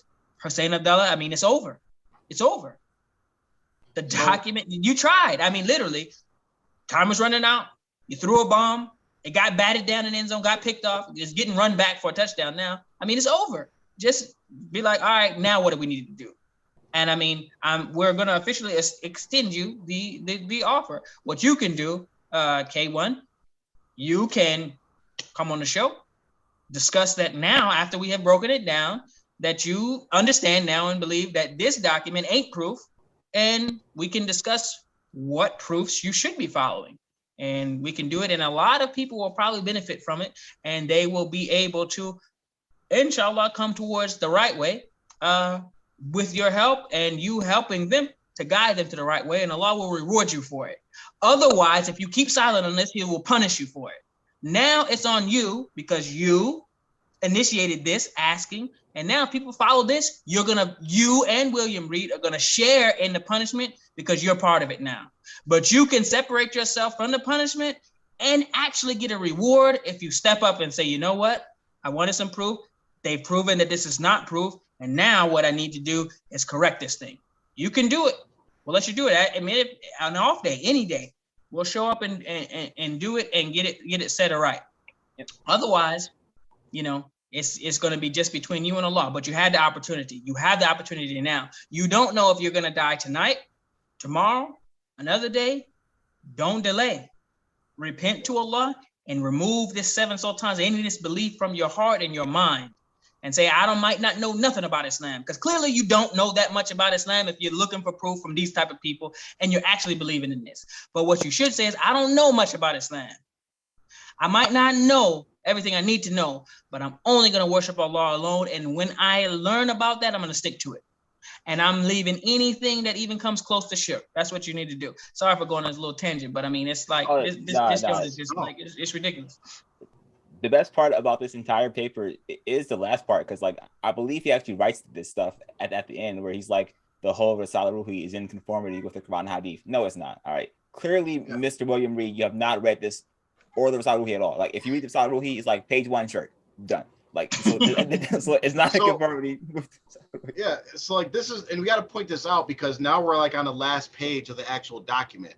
And it's the actual only part of the document that actually talks about the 7 sultans. Yes. We have 6 pages that's talking about Wahi and Ilham. And now we have literally a half a page about the actual 7 sultans. And this is his proof. Okay, so that's, we went like, he could have saved us all a lot of trouble and put that one important sentence from that footnote he added about it has to be in conformity with the Quran and the Sunnah or the Sharia. And then he could have put this part. But when you are trying to prove something, right, whether you're debating or just supporting a thesis or doing a research paper or something, you have to know the difference between proof, evidence, and a claim. So literally what he did, just to summarize this up, and we can summarize this whole paper up in like a few sentences by saying, here, my proof of the 7 sultans is that I'm claiming it to be Ilham from Risala Ruhi that is in conformity with the Quran and Sunnah. That's literally all he said in this whole entire document. That's all he said. And which, again, is just a claim. He's making another claim because what he did is he extended it to making it a claim that now Risala Ruhi is Ilham. That's another claim. You would have to prove it by your own evidence you provided in this paper by proving that it's in conformity with the Quran and Sunnah. That is in conformity with Sharia. And the crazy thing about it is, again, he refutes himself because this is what happens when you copy and paste and don't read what you're copying and pasting. You copy and pasted a line that says that Ilham is okay if it's in conformity with Sharia. Then in this section, you said the Risala really has nothing to do with Sharia. Wait. I forgot that was in there. I forgot about that. It gives me a flashback to last episode about K2 where he's like, the Muslims believe this, but the Sufis, like that's basically what he just said in this document. If an ignorant person reads without knowledge of the Aqidah and the Ahl Sunnah wal Jama'at, they can mistakenly think that it contains shirk. No, it does. This Jones says it explains Aqidah and Iman in a beautiful way, and there is no Sharia divine laws in it at all. There is no Islamic rules to it. I mean, he says there's no Sharia in it at all. Then you said it's in conformity with it. Yep. I mean, yes, this man. The whole Risala Ruhi is conformity with the Quran and Hadith from the first page to the last word. You know, that's what? not even how at first, listen. At first, I didn't realize why the man was so adamant to the point where he's making up fake cease and desist letters and documents and stuff to try to keep anyone from saying this. Now, at first I thought, well, he's being a coward. Now I understand. I wouldn't want nobody to read this either. Yep. Maybe he proofread it and was like, oh my God, this is terrible. This joint is terrible. I'm all over the place. I literally contradicted myself. I literally disproved the argument and I'm going to look like an idiot. I hope no one reads this. So maybe that's why, because it literally says, if it's not in conformity with the Sharia, Ilham should not be acknowledged. You should not follow it. It's nothing. It's just dreams. And then he literally says later That there's no Sharia in it at all. So you know what that says? The Risala Ruhi is absolutely nothing. It's nothing. Yes. You can put it on the book with Dr. Seuss and any other story or fable book. Actually, you should burn it because actually it's not. It's dangerous. Actually, when you want to read it, it's filled with shirk. But by this document right here, the Risala Ruhi should not be acknowledged, and it has nothing to do with Sharia. And Islam is the Sharia. So therefore, it has nothing to do with Islam. If you believe in the Risala Ruhi, which within the Risala Ruhi is the belief of the 7 sultans. Therefore, he already told you, and he's saying, literally, this document says you're a kufr. This document says you're not a Muslim because he already says there's no Sharia in it. And the document says if it's not in the Sharia, you don't follow it. And the Risala Ruhi has no, I mean, literally, it's over. It's literally over. We don't even, what are we doing here? I mean, can someone, some brave soul step up and explain this to me, how they're still believing in anything? I mean, the 7 Sultan is a fable. It's just a fable. And literally, you're going to march to your grave with it. You're excommunicating family members over it. I mean, that mixed up is. You know what? Let me stop. Okay, no. But if you're writing a paper, generally, right, for anyone who's academic or has been to college or any sort of like higher education, generally, your last closing paragraph, you're using it to rehash your argument and then go from there to close it out.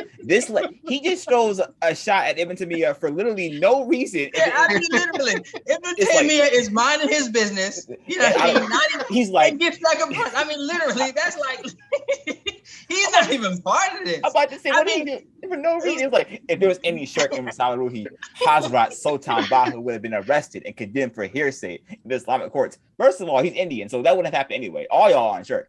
Second of all, follows it up with the father of Salafism, Ibn Taymiyyah, right? It contains shirk, bid'ah, and hearsay. First of all, provide proofs of the shirk, bid'ah, and hearsay that he has. That he works. You do it again. He was arrested and found guilty of guilty by the Islamic courts, consisting of four qadis, each from one of the 4 schools of fiqh. Ibn Taymiyyah was hanged in the year 728 AH. Like, what? So here's the thing, right? In the year, Ibn Taymiyyah was not hanged. Thank you. Hanged, right? He wasn't hanged. Like he didn't have enough he didn't have enough energy or fear of Allah or fear of passing on wrong information that you couldn't even go to Wikipedia and be like, wait, maybe let me see if this is right. How about Ibn Taymiyyah had a peaceful mouth? How do you know this?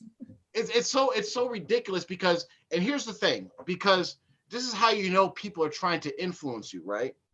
Because he knows that he's pushing this out to a bunch of Sufis or alleged Sufis, right? So there's this whole Sufi versus Salafi thing. So if you want to like push your argument, all you have to do, and you got to tap on people's emotions, push on their emotional buttons. So what do you want to do? You throw in words like Salafi, Wahhabi, Ibn Taymiyyah, and that'll spark people's emotions. Like, oh yeah, like, because what does Ibn Taymiyyah have to do with anything? And they say he's the father of Salafism. No, he's not. But the Salafism that you're talking about came in the 18th and 19th centuries, hundreds of years after Ibn Taymiyyah passed away in his prison cell. And Ibn Taymiyyah has nothing to do with this, but the biggest strike against this man. Like Amar pointed out, how you gonna close out this document? It started with saying, oh, Hussein Abdullah asked me to provide proof. Okay, that's opening. So we're expecting the proof. We never got proof. But then you close out the document with something completely unrelated. And this is a scholar. Man, listen, this is a slap in the face to any student anywhere. Yeah. For someone to actually even call themselves a student. because a student should have some ghira for this type of thing. You presented this as someone who actually put forth some work, some effort to help to clarify and present Islam to people. And this is what you did. This is a joke. This is, I mean, I would expect like a 12-year-old girl to end a joke like this, like, such and such, and in their paper, like dissing, who's someone who used to be their friend and stuff. It's like, they don't got nothing to do with this. Ibn Taymiyyah has nothing to do with any of this. He don't got nothing to do with Risala Ruhi. I mean, you went into a bunch of junk. You finished. Let me tell you how you're supposed to finish your paper.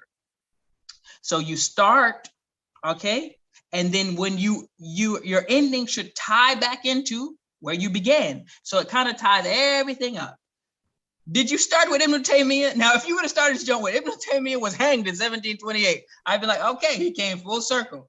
But literally, you just jumped out of nowhere and took a swipe at Ibn Taymiyyah. You're gonna have to answer for that. Hopefully, you repent for that, because he hasn't done anything. Nor I don't even know if there's any writings by Ibn Taymiyyah on anything that has to do with Risala Ruhi. Now, maybe he did bust up the Sufis, but Risala Ruhi, he ain't got nothing to do. The thing is, he tries to like use the fact that Ibn Taymiyyah was arrested and how he allegedly died. Say he got hanged. Let's say he wasn't hanged, even though you're wrong, as like a proof. Like these are actual proofs that he's offering for the Risala Ruhi. He's saying that it's Ilham. It doesn't contain anything to do with Sharia, and Ibn Taymiyyah was hanged. That's his proof for the Risala Ruhi. That's it. So let's go with the idea of him being locked up. How many? You talked about the four like scholars or qadis of the four schools. Every single one of them were arrested. Every single one. And the thing is, this is actually a proof for Ibn Taymiyyah. Yes. This is a proof for him, because all of the four A'imma, these four A'imma of the Madhahib that he's talking about, the exact thing that happened to Ibn Taymiyyah happened to them.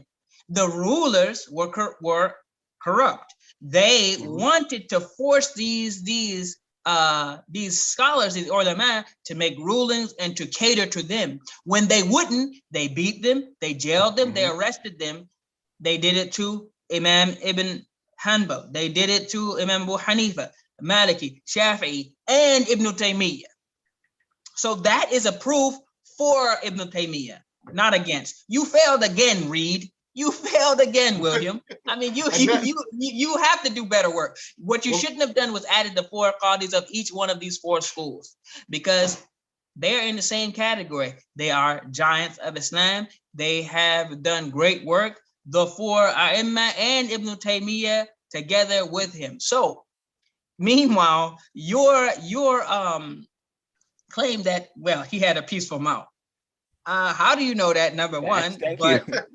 I mean, he had the opposite done to him, and if he was this great, whatever, I don't know what was Sultan Bahu. I mean, I don't really know that much about Sultan Bahu, to be honest with you. Well, here's the thing. So Sultan Bahu, anything about his life is similar to anything people know about the life of Buddha. It's just people that just they're called in scholarly terms, it's called the hagiography. Is where someone makes up a history about somebody that is like a revered person in history when there's actually no documented proof, and everything is just a way to praise them. Oh, they never went to the bathroom, and like they never got dirty, and they never, like, just all these praiseworthy out of the world things. And like, is like, when you start reading goofy Sufi books, right? When it's just like, okay, they just saying whatever. So according to like these hagiographies about Sultan Bahu, about how he died, right? And again, when you go to scholars, they talk about hagiographies. Here's a quote about a hagiography.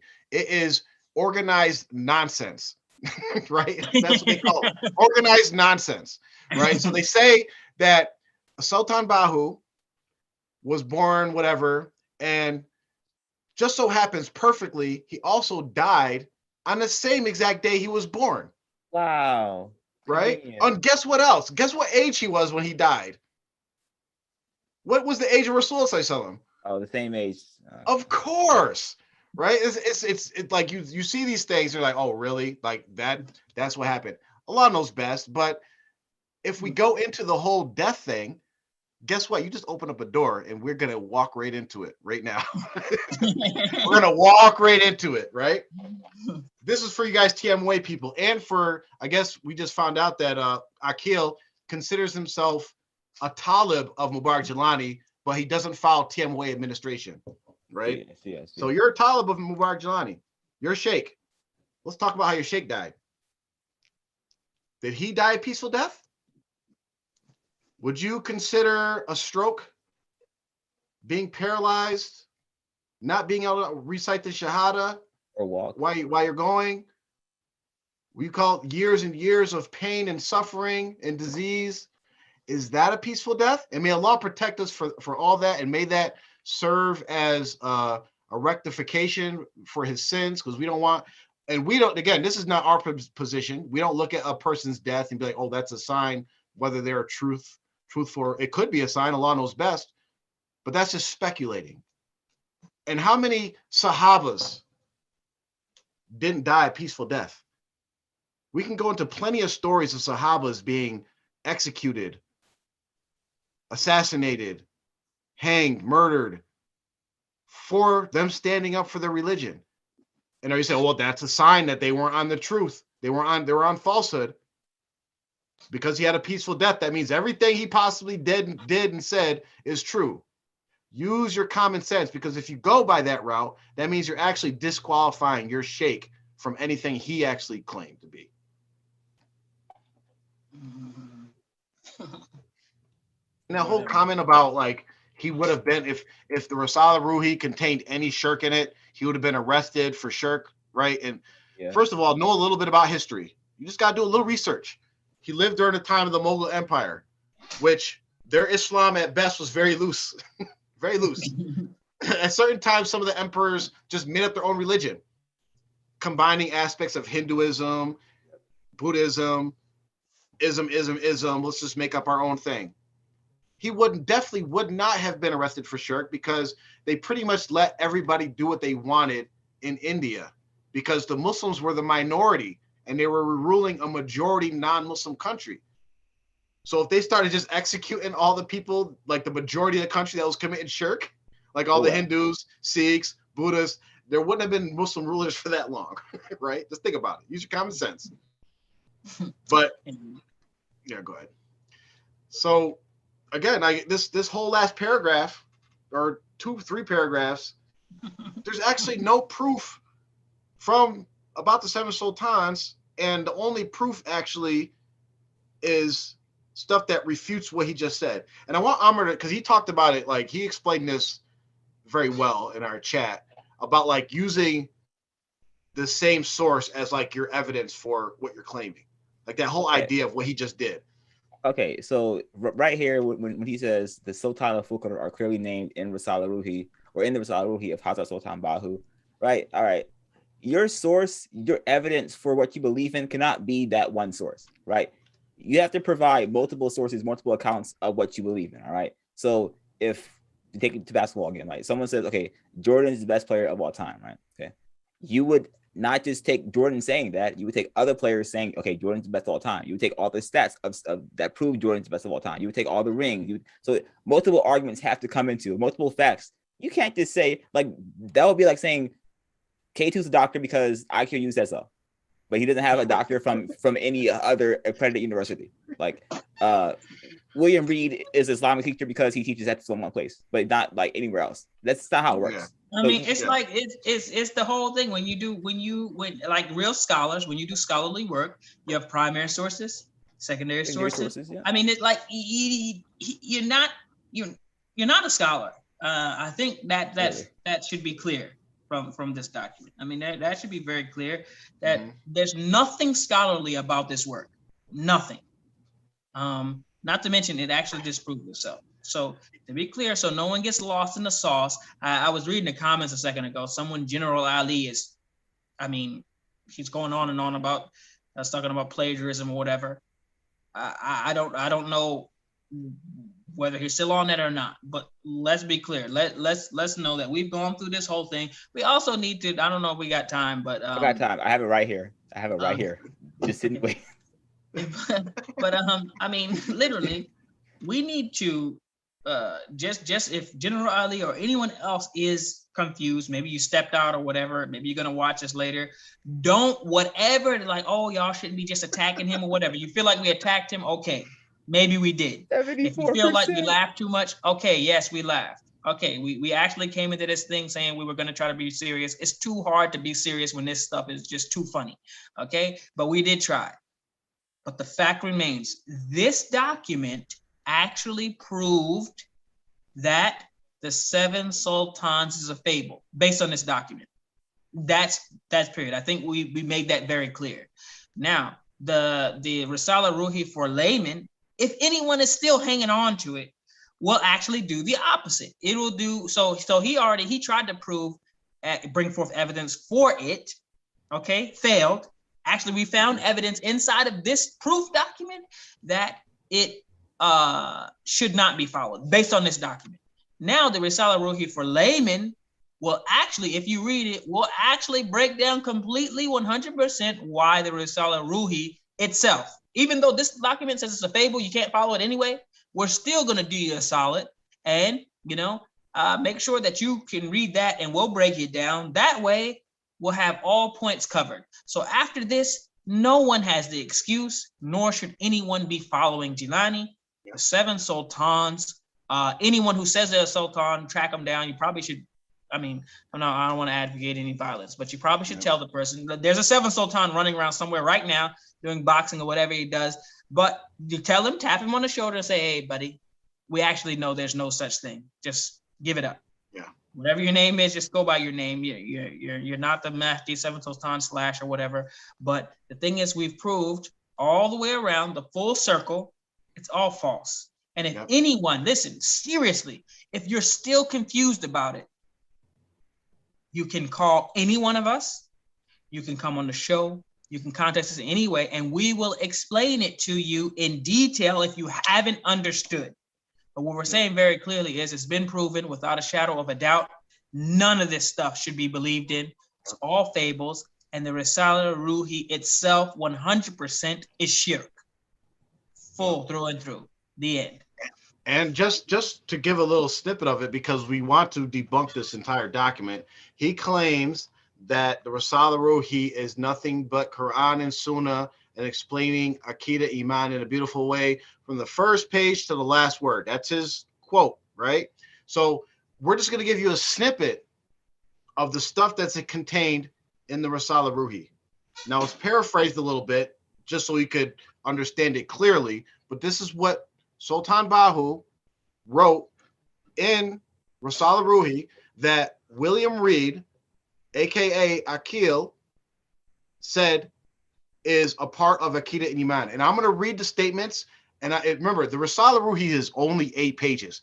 If you guys can't find time to read 8 pages of your doctrine to see whether it's true or false, then something's wrong, right? There's 8 pages. And here I'm going to provide you with 10 statements where Sultan Bahu calls himself Allah. 8 pages, 10 times he called himself Allah. Listen, 8 pages, 10 times he called himself Allah. And I'm going to read the statements. And Mubarak, just for you listeners, just think for yourself about these statements and what ayats or hadiths you know that you probably recite every day that clearly refute these things that Sultan Bahu says in Risala Ruhi that allegedly, I hope William Akil Reed doesn't believe in this anymore, but allegedly he believes in this. And he's falsely attributing this to Islam and has nothing to do with Islam. If he does believe in this, he should really go speak to someone qualified and really learn Aqidah and Iman, the first part of it, of La ilaha illallah. There is no God but Allah. There is no God but Allah. There is no God but Allah.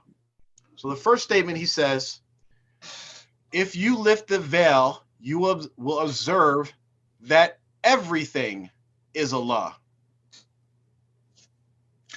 Allah already says in Quran, I can't remember the ayah right now, but Allah says in Quran that Allah, his no sight can see Allah, and his sight, and he is able to see all things. So therefore, whatever veil you're lifting, you're not seeing Allah. So that's contrary to the Quran and the belief and the ijma' of the Ahlul Sunnah wal Jama'ah, which he says Salafis are not part of. Why? He said it in an email. I guess he said that somewhere else. I don't know. If he said it we're gonna cover that.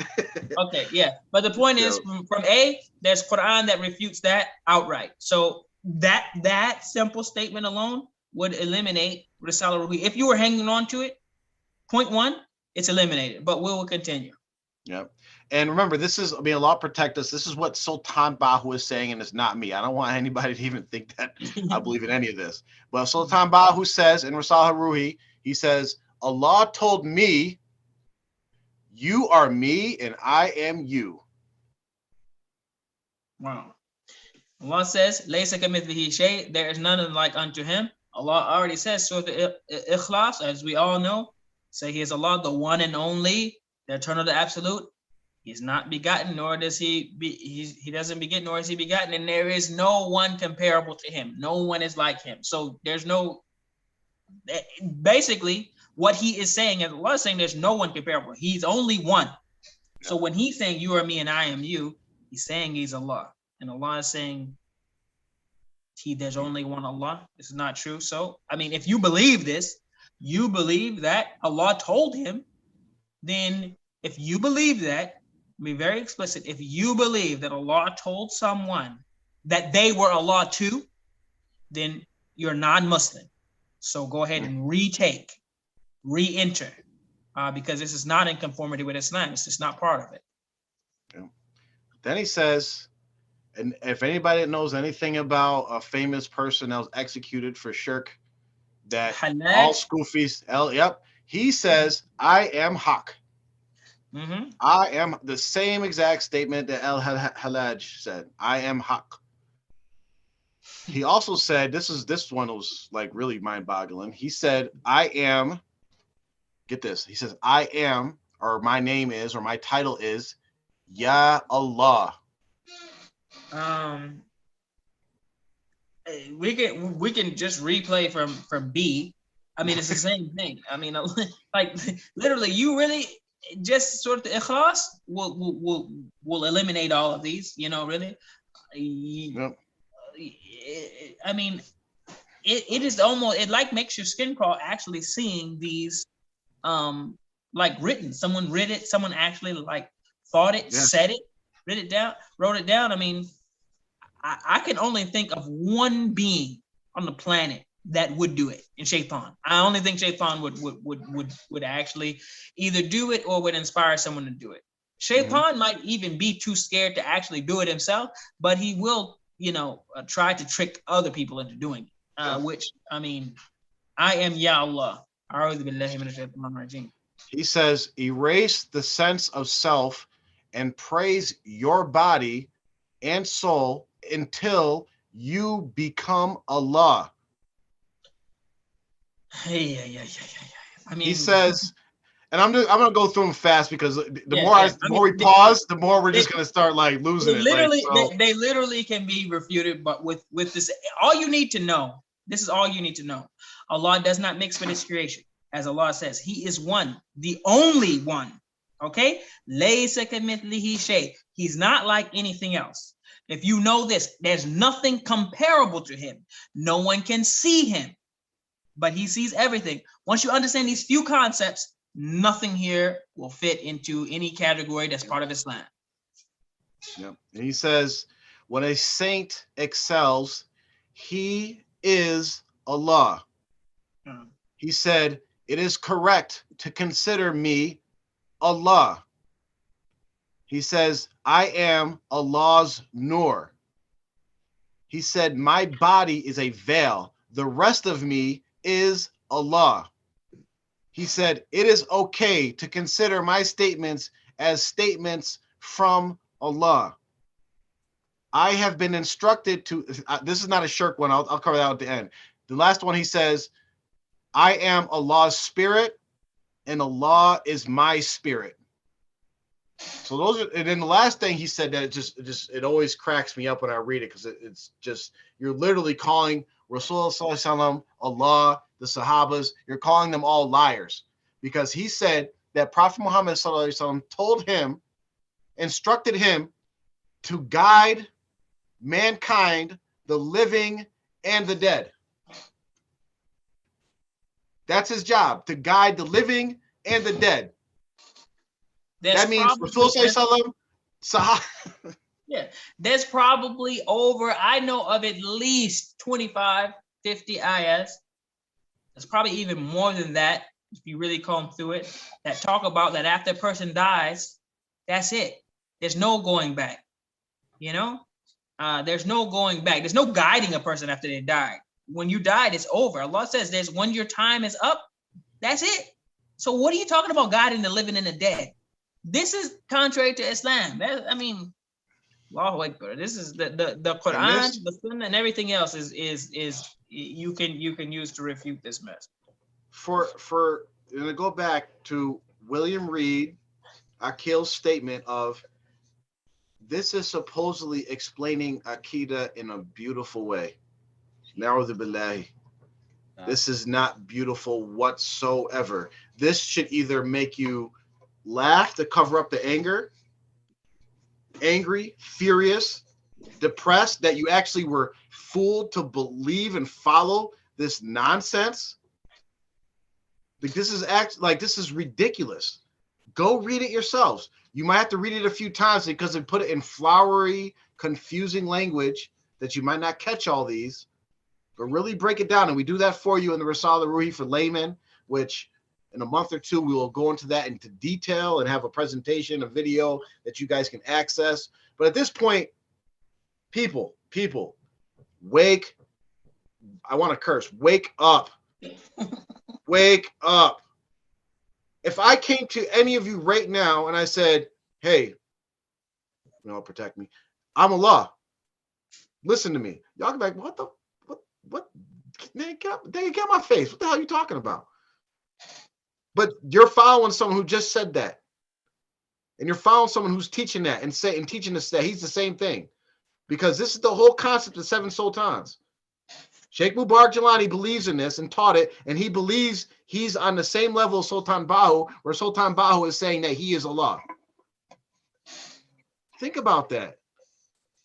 And for this, may Allah forgive me, but it's the truth.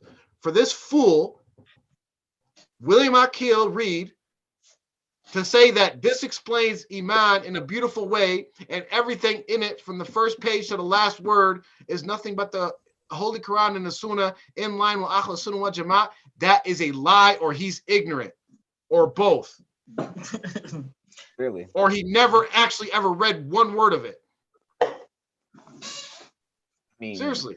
He did say that it doesn't have any Sharia inside of it or Islamic law. So I mean, that was true. So yeah, that's true. A little point for you there, but y'all listen, y'all old heads, listen. I said this a couple weeks ago. Stop being so scared. I don't know like what goes on in your minds when it comes to the 7 sultans and Jilani, but whenever it comes to this, y'all just like y'all are shook, right? Like William Reed found out that we were gonna talk about this on the show. He had a whole paragraph. Hold on. Find this paragraph. I got you. Right here. He said, cease and desist notice to R2F and James Griffin. Please be advised and put on notice that the paper Proof of the 7 Sultans of Fukr, authorized by William Reed, is under copyright, and the brand Islamic Study Guild, ISG, is legally registered. The unauthorized use or of the stated material or the stated registered brand will be met with legal action. Okay, good luck at that. William Reed is a private citizen of the United States. To use his name on YouTube without his express written permission is a violation of YouTube's privacy policy. Thank you for understanding. P.S. This means do not use my paper, name, or brand on your YouTube channel. William Reed, ISG. William Reed, we're gonna use your name and your brand and your paper. Stop being terrified. I like you were confident enough to copy and paste all this BS together in the little thing. Stand by it. Stand behind it. Stand with it. Because now it's like, oh no, no, leave me alone. No. You, this is you. So William Reed, this is all you. Brother Akil, this is all you. So stand with it. Be confident now. But look, so it shows even more about the cowardice in it is because, so just to give people context of what happened, someone who is in contact with his associates or whatever, I guess offered like, hey, would you be willing to talk to them? We didn't reach out. We didn't know who this person was, right? And I guess he's like, oh yeah, I'm not talking on the phone.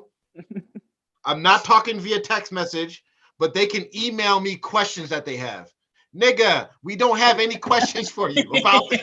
We have no questions. So, but we were like, all right, well, we are going to be talking about him in his document. So we'll give him a chance to respond. We sent him the draft of all of our rebuttal points to his document, right? He must not have read it first because he responded back very arrogantly, like how we did. Admittedly, we apologize for it. There was some words in our notes that could have been interpreted as being offensive. And he was like, well, you guys are offensive. You guys are disrespectful. And he made reference to that we're the same age as his son, all these different things, right? So we apologize. Sorry for being disrespectful. That wasn't our intent. But, you know, you can respond to whatever you want to put in this.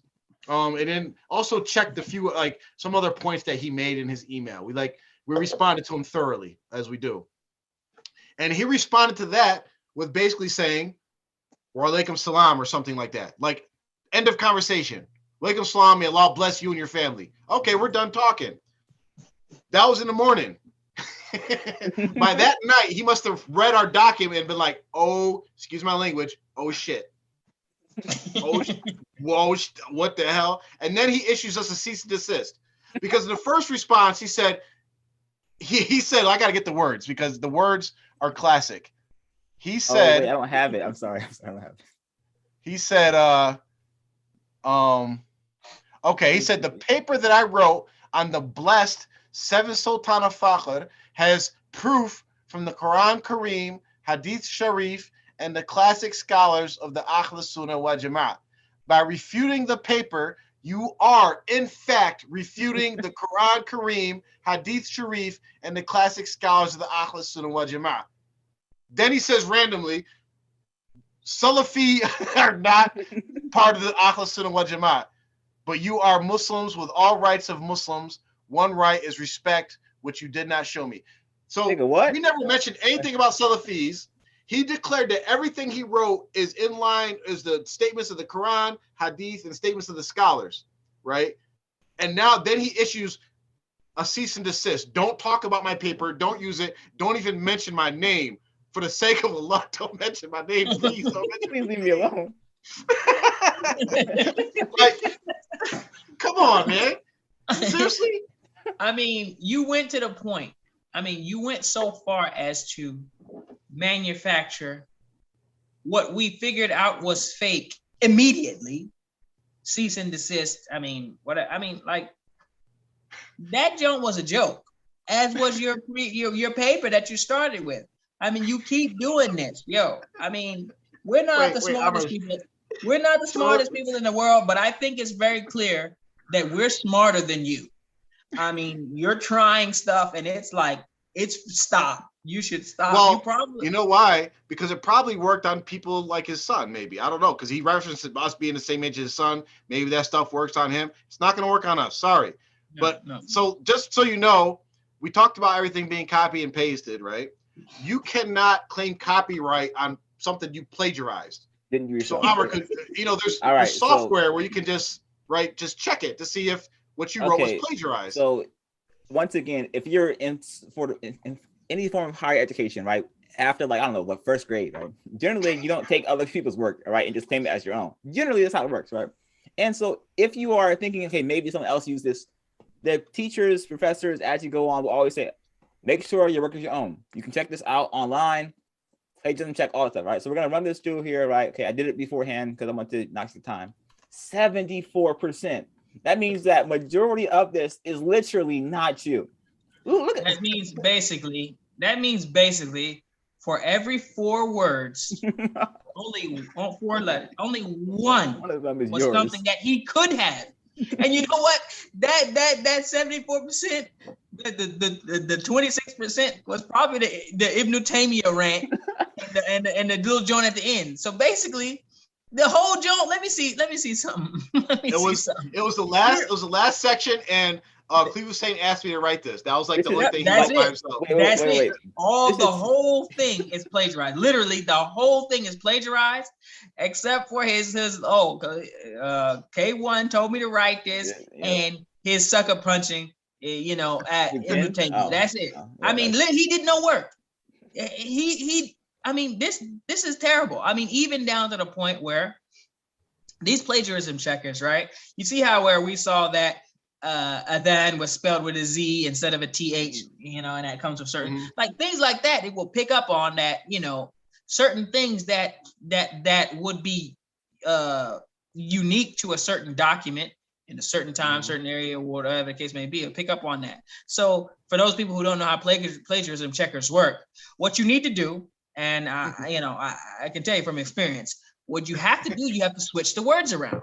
You have to take it and you have to move some stuff. You have to do a little bit of work. Actually, plagiarizing is it's actually harder. It's actually harder because you're spending so much time moving the words around and running through the plagiarism checker to actually get yourself outside of the percentage that they won't even accept. Like this paper would have been rejected. Like the first thing that the professor would have run it through the plagiarism checker and said the plagiarism is too high. You have to do this again. This whole thing is someone else's work. But what you next time, William Reed, if you didn't know this, what you have to do is you have to switch some things around. Just like you probably don't say adhan with a Z. You probably don't say azan. You probably say adhan, just based on probably where you're from. So that's something that you can easily do. Switch that word around to the correct one. That probably will take your plagiarism score down a little bit.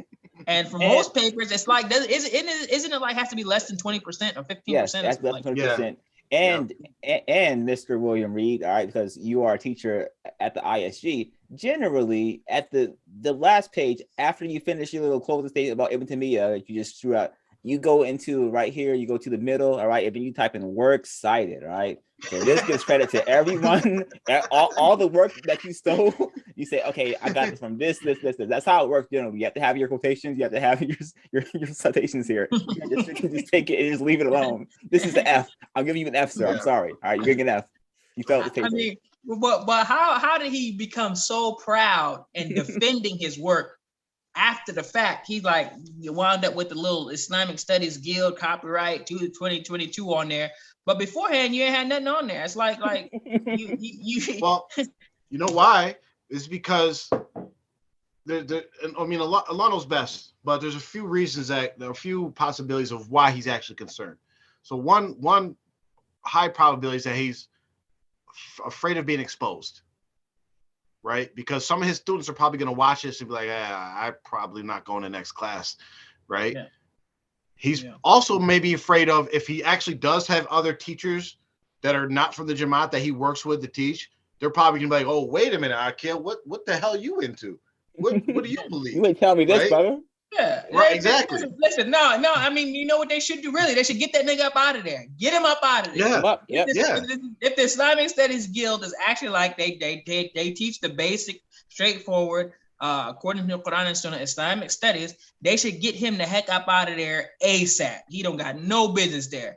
I mean, listen, if anyone can find the Islamic Studies Guild, if anyone can find it, I don't know, we got to talk to the treasurer, but I think we should give them a reward for tracking down the Islamic Studies Guild or any sort of person, individual, something that we can find these people, because they need to be, let's just say this. We would like to, we're all students. We're all students of knowledge. We would like, if the Islamic Studies Guild might have something to offer, we would like to check it out. Let's just leave it at that. But if anybody can give us any information on the Islamic Studies Guild, we would greatly appreciate it. They might have to talk to the treasurer and see if some sort of reward could be issued for their efforts. At least some Starbucks gift card or something. Something. One Jelani buck. One Jelani buck. Good for nothing. Exactly. a gift card to Baba G's. A Baba G's gift card. You get a free Baba G's gift card. A diploma from IQOU University.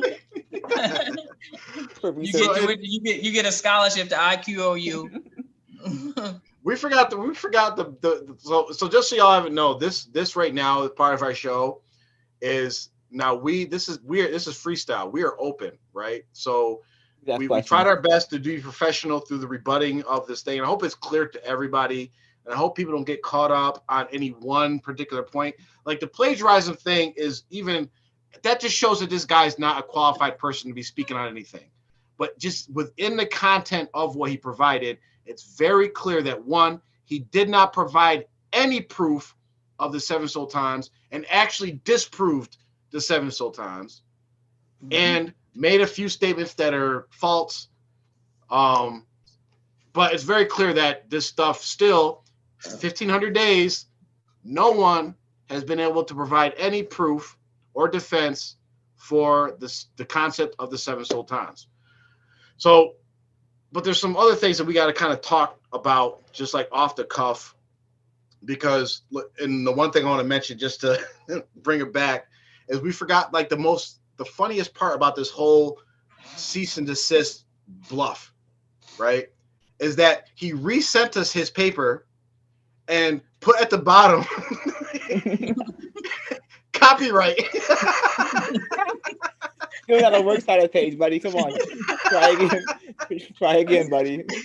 With the little C and everything. You found a way to do it. You got the font and everything. I mean, hey, listen, bravo. Bravo. That nigga is lazy, bro. There's no way. You get an A for effort. For all stuff. Yeah, you can't copyright something that ain't yours. Yeah. I mean, 75% of the paper is not yours. The rest of it is just ramblings about Ibn Taymiyyah and Khalif Hussein. So no, sorry. I mean, I like the thought. I mean, you're just thinking on your feet. You're thinking quick, but you got beat again. I mean, you got beat again. You know what you probably should have done? You probably should have took the Nur and Hussein Adams route. I mean, I tried to call Hussein Adams last week. He blocked me immediately. I messaged him twice. He didn't even respond. He was like, nah. I'll tell you what he was thinking. As soon as he seen those messages, like, I ain't blocked these niggas yet. But if I haven't blocked you yet, I'm sure it's around the corner. The funny thing about it, because I realized that I had not been blocked. Ahmed Person blocked me way early. Ahmed Person blocked me before I even knew that I was like, I realized I was like, this nigga Ahmed Person. I realized I'm blocked. I'm like, damn, how you gonna block somebody that they don't even know? I mean, literally, they're thinking about you, right? But Hussein Adams, I realized I wasn't blocked. So I was like, when the time is right, I'm just gonna shoot him a message or something. Yeah, I left him a long voice message. I don't know if he listened to it or not. I think he immediately was like, "This nigga block." Like, yeah, not this either. No. And the thing about it was very nice. It was a nice, respectful message. I mean, it was just how you doing? How's your family? I saw your video, and we can talk about it. I mean, just block me. I mean, just block me straight up. And that's the same guy that said, "I ain't about being quiet. I ain't about saying nothing." It's the same guy. Same guy. To me, so William Reed, let me give you some pointers. I mean, if you're gonna roll with TMOA, we're gonna do you a solid. The number one thing you do is, no matter how badly you're being bludgeoned, no matter how badly we're on your backside, never say anything, because we probably still will run you. Guess who's saying is still getting run. I mean, Nur still winds up, making her way into the show, but still, I mean, this happened simply because what you should have done was, you should have been like, "Yo, yeah, it's me, William Reed. I would appreciate it if you didn't use my paper on your show. It was a mistake on my part. I really need to do some revisions to it. I need to make some corrections. And when I make those corrections, then I'll send it back. And then you can just take forever making the corrections. Yep. We will eventually be like, yo, this nigga ain't never gonna make the corrections. Let's do the show. But still, it would have bought you some time. You could have been saved from writing this terrible paper having it published. But these people gotta realize, alhamdulillah, Allah saved us from becoming them, right? He saved us by, and you see it all the time when people turn like, okay, you know what, I'm gonna do my best to follow what Allah and Rasulullah said. There's a certain courage that just comes automatically with that, right? And with you guys, and we see it with Hussein Abdullah, we say it with Mr. Wadud or Dr. McStuffins, we see it with this guy Akil, we see it with Hussein Adams, we see it with all these people that are trying to stick to this falsehood and the shirk of the Seven Sultans and TMOA and following Jelani. They become cowards. They become straight up cowards. Straight up, if TMOA had a show and they were like, oh yeah, Jafar, come on here and defend your beliefs, I'll be right on there. They might make me look like a fool, they might edit what I say, I would not give a crap, right? Because I'm doing it for Allah's sake. So Akil, you were literally afraid, and you tried to use tactics that probably work on you, scare tactics. I'm gonna do this, I'm gonna do that. We do not care, we do not fear you, we do not fear any of that. We fear Allah.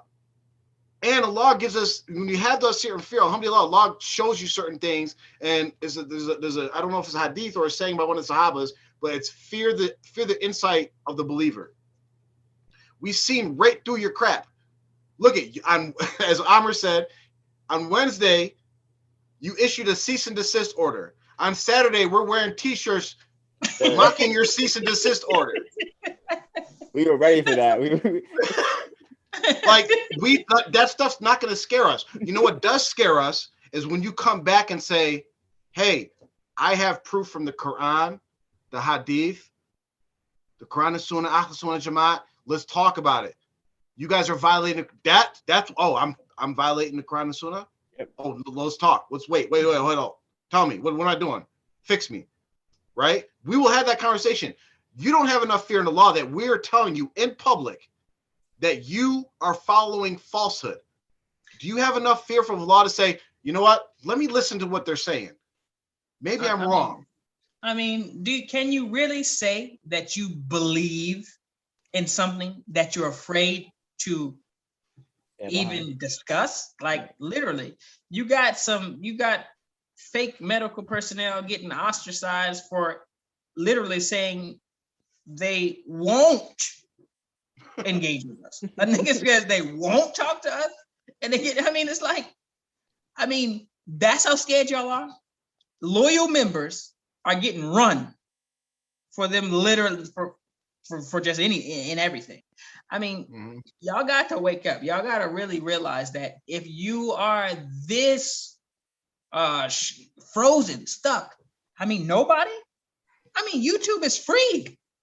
All you got, literally, it takes like less than 60 seconds to make an email address, and you have a channel, and you could just be like, one of y'all, what y'all, you just be like, yeah, we believe this XYZ. And if it's true, if it has truth and merit, and it's based on Quran and Sunnah, you will find us there with you, supporting you, helping you, collaborating, whatever it might be. If it ain't, we're simply going to do it the nice way. Didn't we started this channel, this whole thing, in a very nice way. Jafar actually sent the letter, the most respectful, nice letter ever, started the whole thing off, asking some questions after spending years transcribing these things. And now we're here, cease and desist.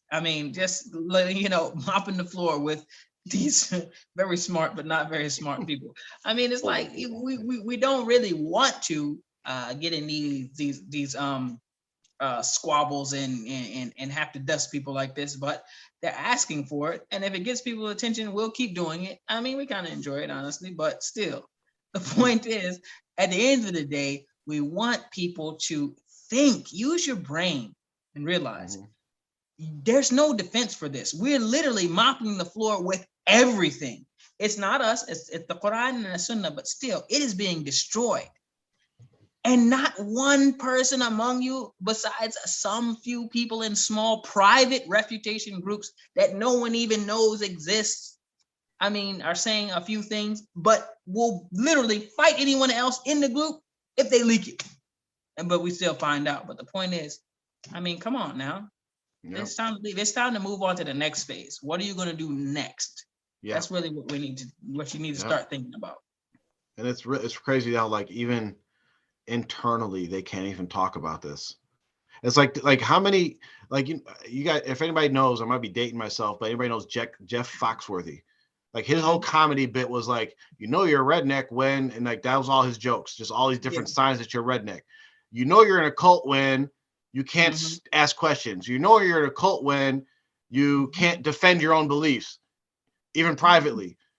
Like, how many do you're in a cult when do you have to, like, realize when you feel like, yeah, I'm in a cult? How many? Like, it's and we can go on and on, but it's really ridiculous at this point. And you guys have to wake up to, like, especially like y'all elders, the ones that are started this, the ones that are responsible for this. Mubarak Jelani's gone now. He's gone. His teachings have been thoroughly refuted, debunked, and showed that it's a bunch of bullcrap. Straight up. He's a fraud. He's a charlatan. He's not a scholar. There's really, how many, we could prove it a million ways to Sunday. He was gone for 40 years, 30, 40 years. Now the responsibility for where y'all are right now, and I know y'all don't like it. We know y'all elders do not like following any female imam, but that's where you're at. Even though how you say, yeah, she ain't my imam. Yes, she is. Yes. Because she will kick your ass off the land. She's your imam. She's your imam, whether you want to like it or not. And you won't say that to her face, will you? Nope. You only bet you won't go up to her and say, oh, you're not my imam. She'll kick you right off. Right? You'll keep it silent and talk amongst your family members. That'll keep it quiet and like, oh yeah, you're still the man, you're still the Khalifa, you're still the first talib. No, Hussein the other, she's your imam. You're in the Jamaat. Your sheikh said she's in charge of you. Isn't that his daughter? No. Okay. No. So all y'all elders that are on the same page are like, yeah, I'm still down. I still believe in Mubarak Jelani and all this and that, but that ain't my administration. She's not my imam. I ain't down with that. Your sheikh put her in charge. You're still here. You know why? Because you followed his fraud behind 40 years ago. And then you guys are the ones for 30 plus years that kept his fraud going. He wasn't here collecting money. Y'all were here doing that. He wasn't here beating people, locking people up, imposing his fake EGM therapies, all these different transgressions that you guys have been doing in his name with his support. Y'all saying Abuji said, y'all were the ones who did this. Yes, he has his responsibility and he's dealing with it right now as we speak. Now we're going to start calling y'all out now. And Noor and his kids and all the administration that are keeping this fraud going. Someone had the nerve to tell me in a conversation how responsible and how much integrity and honor Sultan Shah has. And I said, nigga, how responsible is a man that's never had a job? How much integrity does a man have that he collects money from people that are forced to pay it to him? This man has 2 wives, tried to force a young girl to become his 3rd wife, and have their parents and family pay for their survival. How responsible is a man who knows he's overweight and stays that way for no reason? The delusion that some of these people have to just turn their backs on reality is astounding to me. Like, you cannot tell, like, it's ridiculous. And you guys just willingly follow it. Why? Because you want to go to the next Eid. You want to go to the next Milad. You want to go to the next wedding or henna party. That's what you're doing this for? And then someone says, like, one of the defenses says, well, it's very important to be a part of a community. No, it's not. It's very important to be part of the community. That is the community of the billions of Muslims that are around the world, not the deviant cult community of TMOA that believes statements that their sheikh taught them. Yeah, believe in the seven sultans. Believe that I'm Allah. Believe that I'm Haq. Believe that my body is just a veil and everything inside of me is Allah. Believe this stuff. Bull crap, man. Wake up. And you're following this crap, and then you're running around, you're throwing off wolf tickets to, like as you said, your children. And now you see your children standing up with honor, dignity, integrity, and calling you on your crap. How debasing is that? I mean, how about we do something really simple, and that is we sat here and we completely eviscerated the proof document. Okay, it's not proof anymore. I think even the lifers, even the haters, they gotta realize, okay, that ain't proof. All right, so simply, unless you guys are simpletons and don't have a shred or any just common sense, computer skills, you know where a library is, you know where the local masjid is, you know Islamic books, resources, anything, whatever, find the best one amongst you. Find a group amongst you. Call a mandatory Jamaat meeting, confiscate the phones, and have people come together and say, let's find the sources once and for all. Let's all get together. Let's comb through the Quran. Let's comb through the Sunnah. Let's comb through the Islamic sources, and let's actually put together a true proof document for the Risala Ruhi and the seven sultans. Let's do it. Get together. This is your belief. Your main, your number one talib didn't have it. So, I mean, that's the next step. You all get together. Come together, say, we need to find this proof. We believe it. We know it's there. We just need to produce the proof. Our belief is strong. We know it's there. Let's open up the Quran. Let's go to the 6 books of Hadith. Let's start there because they're the most authentic. Let's comb through it for 7 sultans, Risala Ruhi, whatever it is we believe in. I guarantee you what you will find is the truth. So you can't lose. Come together, get all together and do it. Yeah. So is there any, if anybody has any questions, go ahead and type them in the chats. That's pretty much our show for tonight. We had to go over because we wanted to cover all this in one shot. It would have lost our momentum, but as just to summarize our show, why people type in their questions that they may have, and maybe we'll search from ones that were posted already, is that we started this show addressing the proof, the document entitled Proof of the Seven Sultans, authored by, or plagiarized, I should say, plagiarized by Akil William Reed. We went through how it's absolutely no proof whatsoever. We talked briefly about our interactions with William Reed and how he issued a fake cease and desist order and also lied about having his document magically copyrighted in one day. So we talked about some of the implications of all the different things within that document, and just the reaction that supposedly Akil said that his document was nothing but in line with the Holy Quran and the Sunnah, and then moments later being afraid that his document would be publicized or covered on our show, or that we would even actually mention his name.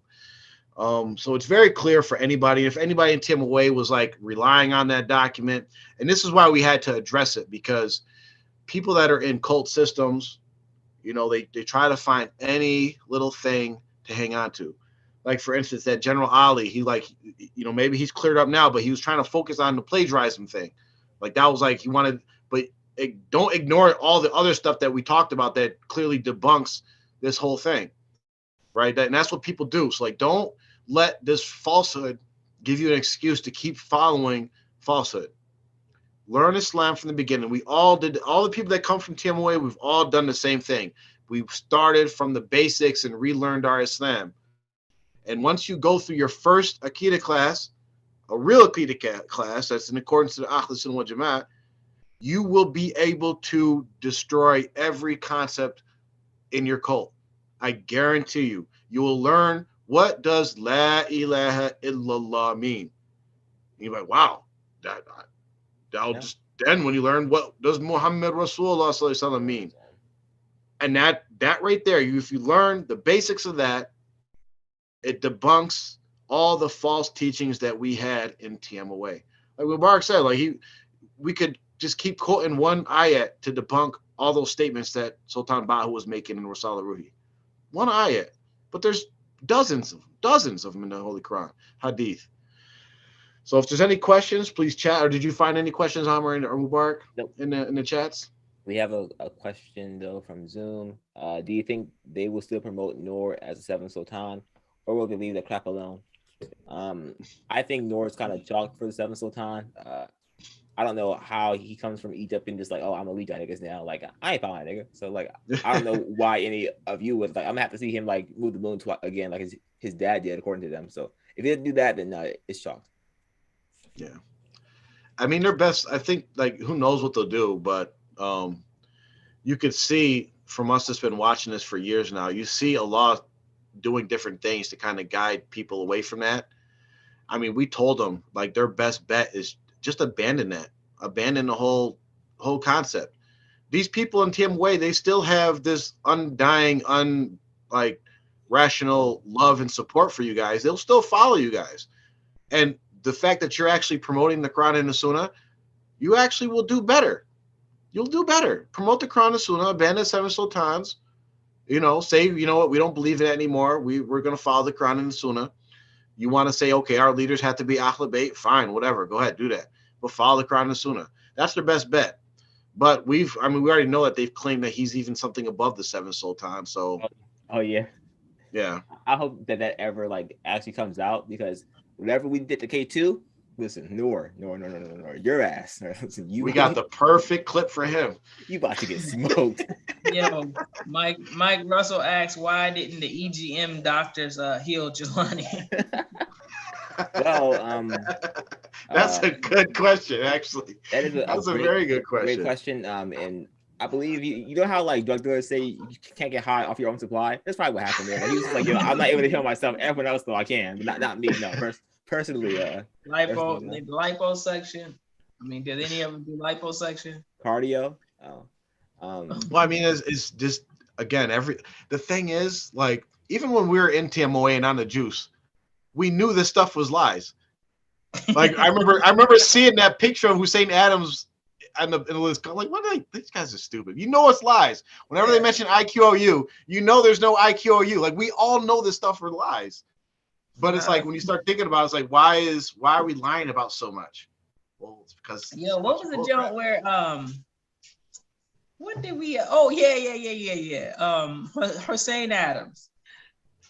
His little deposition or whatever, like they asked him about, about his work history, education, everything. And in all that, he never mentioned that he was, a alumni of IQOU. I mean, I'm seeing a lot of people, they literally don't mention it. I wonder if they don't TMA have somebody who's running for office somewhere in some Massachusetts. Tahira Wadud, she ran or is still running for like a senator position or something. I wonder if we could check her webpage or whatever and see if she has listed like as being like a alumnus, or did she go to spend any time, get any credits at IQOU? Well, if she did, one of her platforms is that she wants to legalize marijuana. Oh wow! Okay, well, is someone Muslim senator legalizing drugs? Well, the black one, obviously. Someone should introduce her to Islam, because I mean, Allah Akbar. Yeah. Oh wait, I found the document for the disposition on Hussein Adams. If you want to share that, or if you guys want me to share that, we can go for that real quick. What's that? Hold on, I'll share it right here. I just think it's sad that he never mentioned that he was a Hussein Adams. It says, question, would you please give us your educational background? Answer, let's see, 2 years civil engineering, Seneca College. Also, I've taken some social science courses at Binghamton University. So why did he mention like he has a doctorate though at IQOU?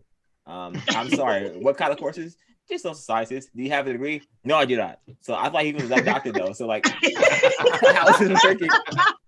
How is this working? Do you have a high school diploma? Yes, I do. Did you go to a government-run high school or were you homeschooled? Both. All right. Can you explain that, please? Can I explain that? Yeah. Well, I graduated from a government-run high school, but I was also homeschooled prior to. Okay. And what high school did you receive your Plainridge Secondary High School? Is that in Binghamton area? No, that's in Canada. He was at Canada High School. He out here. Look at him. They made that shit up. A world traveler. And since high school, would you give me your work experience, please? What? Fucking work experience. Yes, I think he had a job. Well, actually, now he works. I guess he works down at the Urban League. Urban League. Yeah, referee. I guess he probably has to do it for like school or something. I bet because I know the last I knew he was going to school to become a paralegal, which is a lawyer's secretary. Wait. So wow. He's gonna be a lawyer and a doctor. He's like freaking the Cosby parents. Like not a lawyer, a lawyer secretary. Oh, okay, sorry, I apologize. I mean, well, that'll help him with his secretary to Jelani. Okay. So, obviously, his EGM duties take up too much of his time. Then starting in high school, what jobs have you held? And if you'd give it to be in sequence, I really want to know who the first person was to suggest that he should dress up as a doctor. I mean, I wonder, was it Dr. Jamil who suggested it? And then he just was like, yo, seriously, they couldn't have got me to do that. I would have been like, yo, I'm not doing that, man. I'm not sitting here in cosplay. I'm not gonna do it. It was probably his own suggestion. It was probably, wait, you gonna put doctor on his picture? Hold on. You got a lab coat in your car? Give me that lab coat. He probably took his lab coat. Probably took Jamil's lab coat. No. It's like I told you yesterday, right? Last week.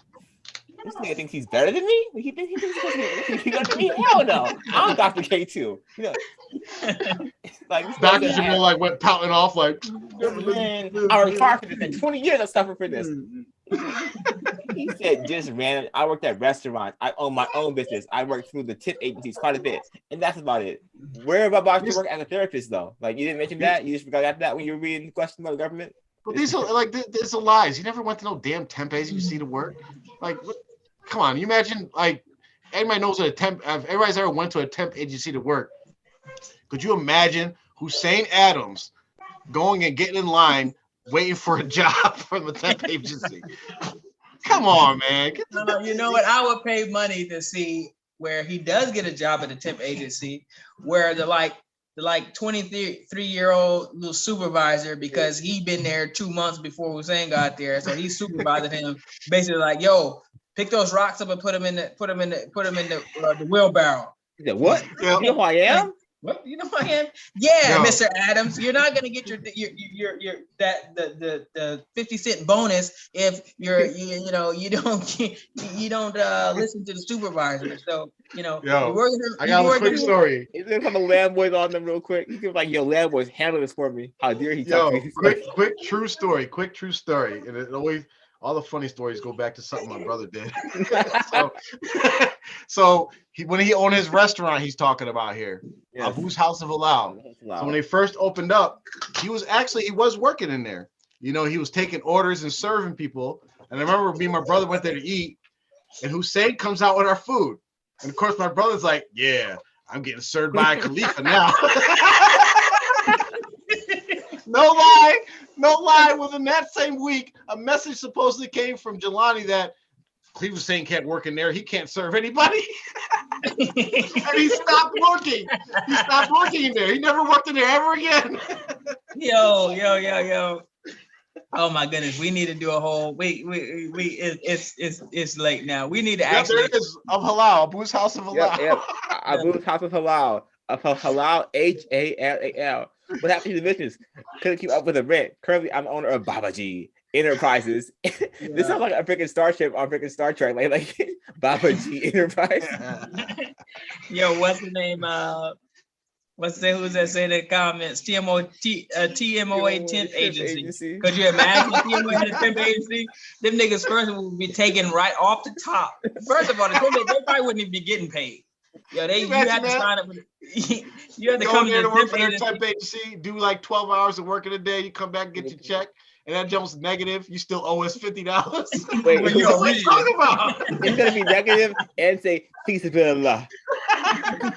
And then it's gonna have a note. It's gonna have a note like, sir, we get paid. So like, you guys are too focused on these worldly desires. All right, the Sahabas were all poor. You're poor too. Keep it that way. I mean, can somebody, just for the sake of yourselves, get a little bit of courage? We won't tell Noor that you talked to us. We promise. We won't tell her. But we just come and like we will. You want, like Mubarak said, Hussein Abdullah, you want proof of the 7 sultans? We'll give you all the proof. We'll give you all the arguments that the other 6 sultan put out there, his group, because they're the only ones that got like some kind of proof to it. That again, it doesn't make any sense, but we'll give you that and let you read it, and then let's have a conversation afterwards to see if you still believe it. And we'll talk about the different things and all the different things from the Quran and Sunnah that violate this. We just read you 10 statements where Sultan Bahu said he's Allah. Do you believe in that? Go read it yourself. Confirm what we're saying. Just one person defend this. And for the people that like, I think for me, I don't know what it is for y'all, but the people, the apologists actually get me more angry than like the diehard Jamatis. Because like they say in one breath, like, yeah, I know this is wrong, but like that but, and then all the justifications for everything they do and believe in after that, it's just like a bunch of nonsense. And it really it's like, yo, really, when are you gonna wake up? Like you're half stepping here. Yep. Like your boy, whoever General Ali is. I mean, actually I know who it is, but General Ali need to. I mean, come on, man. I mean, you can't keep riding that fence. I mean, your backside is gonna start getting sore riding that fence like that. Just TMOA, it's dead. It's dead. Just go all the way out and then stop. And instead of trying to figure out ways to, find some sort of silver lining or something, there ain't no silver lining. Just basically take the position that we take, which is it's all bullcrap until you can prove to me anything is not. Anything they got to do with TMOA is false. Bring me the proof that it ain't. That's where they are right now. So you don't, did they plagiarize? But you're just talking about plagiarism. That should be enough, really. If someone acts like they did something and they lied about it, that person should not be trusted with anything. They're a liar. I mean, that's what plagiarism is.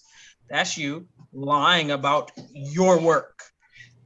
A scholar would know that, but we went over that. Well, not even a scholar, a student. A student would know that. And a student know it, you know what I mean? And even like the whole theme of like the plagiarism, it all goes back to even the founder of TMOA, Mubarak Jilani. He plagiarized this whole concept of the 7 sultans. He went and studied under the other group that actually believes and teaches this and have whole books written about it and all that. He stole the idea from them, came to America, swindled some African Americans that pretty much used them for their own agenda. And 40 years later, we're still here. 40 years later, y'all same dudes that were like military, the rod, the security of the Dar al-Islam. You were like keeping things safe, protecting the Muslim community. You had this whole theme of like, for us, by us, we're going to not let foreigners lead us. But because you wanted power or status or whatever you wanted, you brought this fraud in. And now his wife, his child bride, that was one of y'all daughters, is now y'all leader. So sad, man. I mean, that's how pathetic is that? Yo, you want to take over. You want power, but you are incapable. So you bring a rando in. You bring a random person in to vicariously get some sort of power through him. I mean, barf. How weak. How dumb. how sad do you have to be? The only thing sadder is still doing it after 40 years and knowing that it's BS. It being proven to you and still hanging on to you, that's the saddest thing. Yeah. All right. I think that's it for questions, right? We all good? Yep. I'm good to go. All right. So just to close us out, I wanted to talk about names, and Muslim names. And this, like for instance, first of all, Bismillahir Rahmanir Rahim, Alhamdulillah, Salatu Wassalamu ala Rasulullah. So as Muslims, we usually take a lot of confidence and pride in what our names are. And, especially those of us that maybe had non-Muslim names and we changed our name to Muslim names. Like for instance, my name is James Jimmy Griffin, which is, that name's fine. I could have kept it. I didn't have to change it, but my father also gave me a Muslim name of Jafar.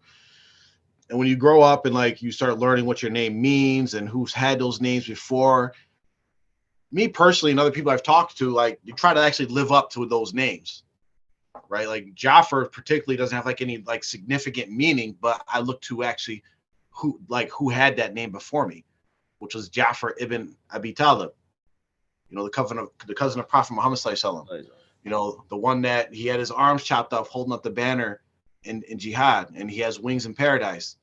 The one that was, talking to King Najashi and, defending Islam and reciting the ayats of Surah Maryam, that actually eventually led to the Najashi taking his shahada. So I try to live up to that a little bit as best I can. And that kind of forms a lot of, that in my upbringing about speaking up for the truth, even no matter what circumstance you're in, even though it may hurt you. Like, for instance, like when Jafar was standing in front of the Najashi and his council, and, Amr bin As was there trying to get them to be sent back. And they said, well, tell us what you believe about Jesus. And he recited the Quran. He could have easily been scared and said, oh, I'm not going to say this because they might not like what I say. They might not like the way that it's presented. They might not like it. But he said, I'm going to say the truth. And I'm saying the Quran. And the Quran is going to be my defense. And whether it results in worldly harm to me or not, I'm still going to speak the truth. And if you look at that and you look at his ending where he's martyred and he's honored in paradise and he has wings, and you get that honor for standing up for what Islam is, right?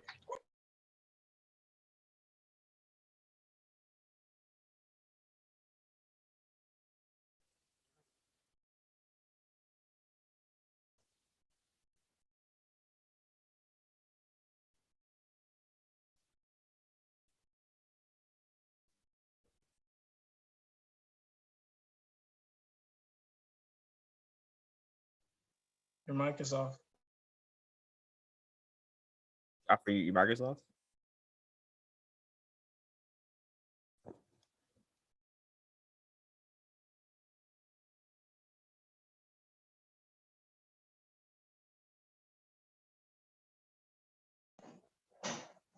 I can't hear you, Jafar, for the last 45 There we go, seconds. my bad.